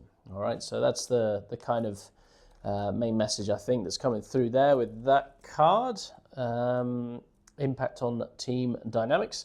Let us now turn to what they think about your work ethic and your communication style. We've seen little clues of that already, I feel. Let us now just sort of unpack it a little bit more, see what we can get. All right, so we have the High Priestess, the Ace of Wands, and the Fool. Let's begin with the Ace of Wands here.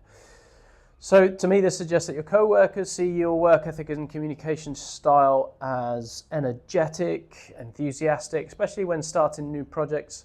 There's this element of creativity and full of potential, inspiring and motivating others, and definitely action-orientated and eager to initiate, all right, get it started.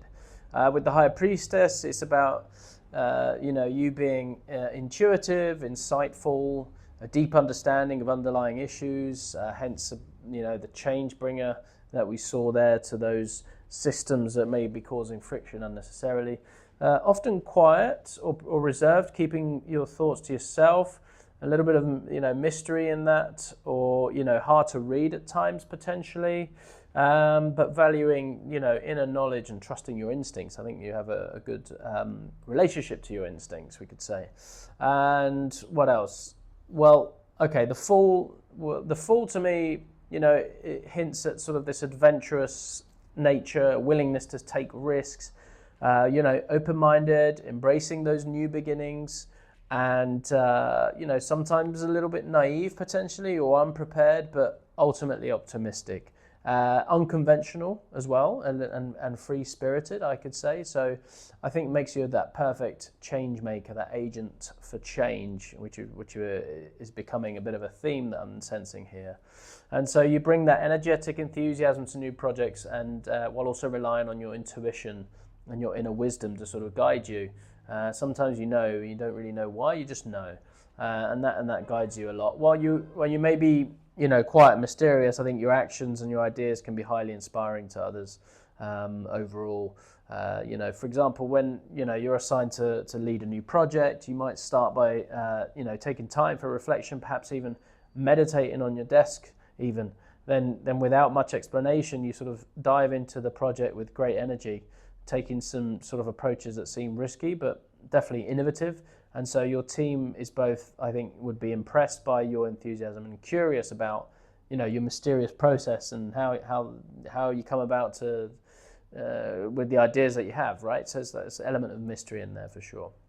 I think the challenge here, again, may be in finding ways to bridge that inner intuitive world with a more explicit communication at times. Maybe that's needed, allowing others to sort of better understand and engage with your creative process rather than doing it all yourself and sort of springing it on them. Maybe there's an opportunity to collaborate and nurture the idea together with other people. And I think this is where the sort of element of trust might come into it again, right? We said that as a theme, maybe trusting others to input. You have a deep knowing, which sometimes can lead to potentially a little bit of arrogance in that there is no way that they could do it better than you, for example, so why should I let them sort of contribute anyway? And sometimes you're proven right? So it reinforces this narrative.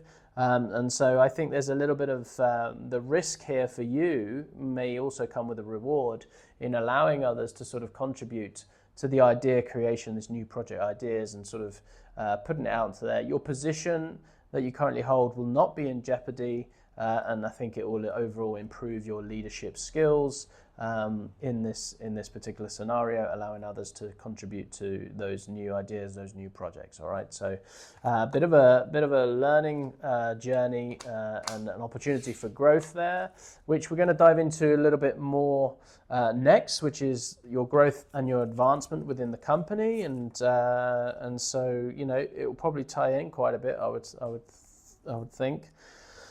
Let's see. Well, the Hangman, the Ace of Pentacles, and the Ten of Cups. Interesting. Let's start with the Ace of Pentacles here. And, this suggests that your potential for growth and your advancement definitely involves new opportunities for financial or material growth, maybe a promotion, the start of a promising new project or venture. You're definitely going to get this opportunity for growth. Developing the practical skills that can lead to tangible rewards, grounding your ideas in reality for concrete results. All of that's what I can get for the Ace of Pentacles. Now, the Ten of Cups, it's, developing stronger emotional connections with colleagues. That's the bit that I'm saying there, right? So the trust is going to come through the emotional bonds. So contributing to the sort of harmonious, fulfilling work environment, actively contributing to that. Balancing your professional success with personal happiness as well is going to be key here, aspect for your growth, and aligning your work with your values and a sense of purpose. So identifying your values in the first place is going to be a crucial first step here, and then aligning your work to it and not compromising those values in the work setting, okay? Now, the Hangman is about gaining new perspective by looking at situations differently. And I think this is definitely going to help you with the new projects and that are potentially going to give you some financial reward if you're open to new perspectives or other perspectives of those around you. Okay, so really embracing periods of reflection as well, or suspension for greater insight. Okay, so just holding back, just maybe asking everyone around the table to go first before you give your ideas or your perspectives. Letting go of old patterns or beliefs that no longer serve you. And I think that's going to be that embattled thing, that lack of trust that we saw earlier. If we can let go of that, that's going to really accelerate your growth. And maybe there's an element of sacrifice here, as indicated by this card, that you may have to make for that long-term gain, right? So in the immediate, there may be something that you need to sacrifice now in order for that long-term success that will come as a result of trust in your own journey and the growth that's potential growth that's available for you if you take these steps. Okay, so you might be offered, for example, a new role or a project that initially seems less prestigious than your current position. However, after reflection, you realize it aligns more closely with your values and it could lead to a greater job satisfaction and team harmony, right? So that's the sort of element of short-term sacrifice, long-term gain. So by accepting this opportunity, you demonstrate that your potential for growth beyond just the financial considerations in the moment, right? Long-term thinking, that's going to really support you. Challenge may be in really, again, balancing the practical material aspects of your work with emotional, philosophical elements that may come into this. So your greatest potential lies, to me, in finding ways to manifest ideas that are not only profitable, but also contribute to a positive, fulfilling work environment aligned with your values.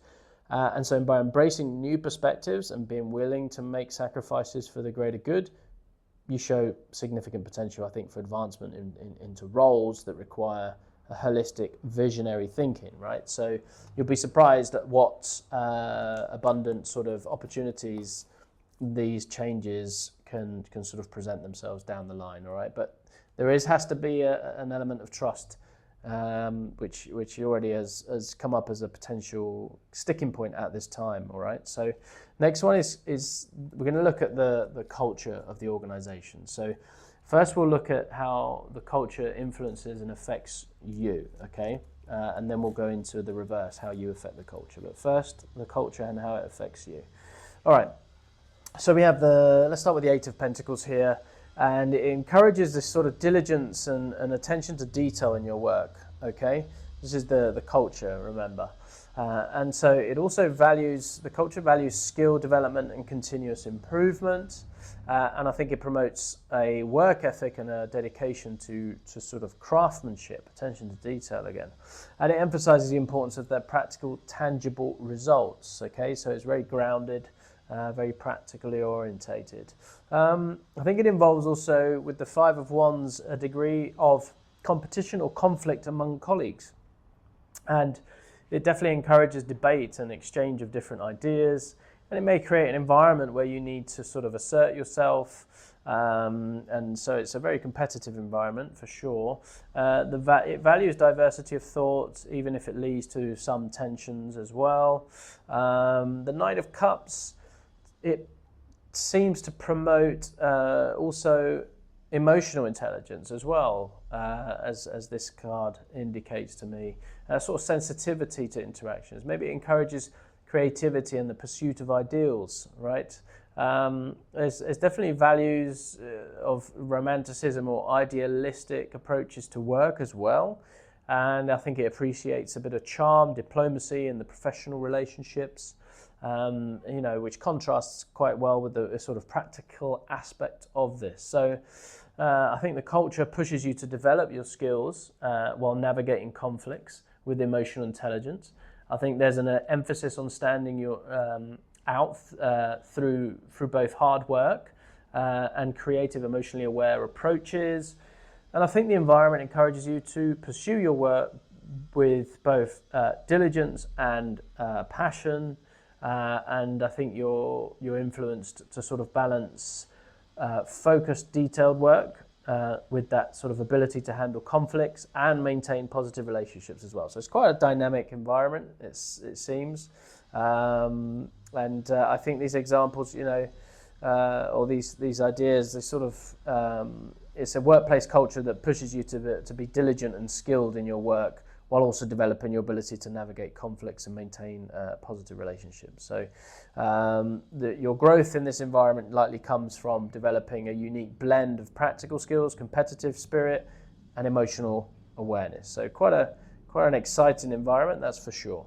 All right, now we're going to look at your impact on the culture. Okay, so we're going the other way now. So we have the Six of Swords, Queen of Wands, and Nine of Swords. Okay, so let's start with the Six of Swords here. So, the card suggests that you influence the workplace culture by really guiding the team through those those changes again, right? We're coming through those changes. This seems to be your biggest impact on the team. And so you're guiding them through that, promoting a sort of forward-moving mentality, leaving behind old ways, really bringing a sense of calm, direction during these challenging times, and encouraging others to seek new perspectives and solutions. Seems to be the main themes of your impact on the team.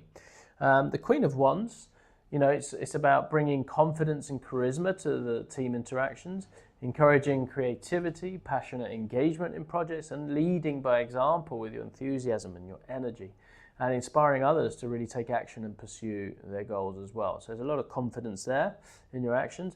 Now, the Nine of Swords suggests that you influence the workspace also, bringing attention to potential problems or concerns, right? So you don't ignore them. Sometimes it may create a sort of heightening of anxiety within the team, but I think encouraging through analysis and consideration of worst case scenarios is how you navigate that, and potentially fostering a culture. There is the potential that overthinking is something that's an accusation that may come your way. We're just thinking about this too much. Where actually what you're doing is trying to get to the root cause of the problems and the friction points. So there's a little bit of potential there for misunderstanding, but I think that you ultimately can really explain and lead yourself and lead others through those transitions, those changes, those inefficient systems that no longer serve the organization as a whole. I think you're very adept at doing that and communicating that and inspiring others to passionately move forward in those projects, okay? So very interesting. Right, so let us now move to the Divine Feminine Oracle, where we're going to receive some advice from, in this case, Saint Bridget, about this this whole reading, really, but also your professional life, interactions with your colleagues, etc., and see what Bridget wants to share with us today. And so Bridget is associated with Celtic mythology and is associated also with poetry, smithcraft, healing. She represents inspiration, creativity, and a transformative power of fire as well. And so her presence in this reading offers, powerful guidance, I think, for your professional life. So really, what does she say? So I think Bridget is encouraging you to tap into your passion and your creativity within the workspace. Let your enthusiasm, your innovative ideas shine through. Continue to do that, because you already do that, really. You have the potential to be a healing force in your work environment. So use your emotional intelligence, learn to expand that, to get better at that, to help resolve conflicts and create a more harmonious atmosphere. Like a blacksmith, you have the power to really shape and create. So don't be afraid to propose and implement new ideas or processes, although I don't think you are afraid of that at this time. Your words and your actions have the power to really inspire your colleagues. So share your wisdom and encourage others to reach their full potential, okay? I think there's a mentoring opportunity happening for you at this time. Bridget also represents, the fire of transformation balanced with nurturing aspect of healing. So just remain mindful of the change that you are able to invoke, but also just with that emotional intelligence attuned to the impact that change can have on people, and support them in a nurturing kind of way through that transition. Because again, change can be painful at times. So in your next team meeting, for example, channel Bridget's energy by really presenting new ideas with both passion and practicality. For instance, you might propose a mentorship program, right, that really pairs experienced team members with new ones, and this idea really combines that nurturing aspect of Bridget, healing and support, with the transformative power of skill sharing. And so I think your presentation could inspire others and address the potential anxieties about skill gaps, and really contribute to a more harmonious team dynamic, right? That's just a general sort of example of how to apply that in this case. So overall advice with Bridget's presence in this final card for this reading suggests that you have a unique opportunity to be a transformative and healing force in your workplace. So embrace your role as both a creative innovator and a nurturing presence. Don't shy away from addressing difficulties. I don't think you do anyway, but just as a reminder, but approach them with compassion and a vision for positive change. So, as well as highlighting the intricacies of what may not be working and some of the friction points, it's also sharing the solutions and the vision and where that's going to lead the team overall. So remember that the sacred flame is here, so your influence has the power to really illuminate and inspire and transform your workplace. So tend to this inner flame and let this guide your professional journey. If this has resonated, I'd love you to go ahead and drop a flame into the comments. Let me know that you're claiming this reading. Thank you for trusting me, Maverick Mystic, with this reading here today. I look forward to doing it again soon. Until then, take care.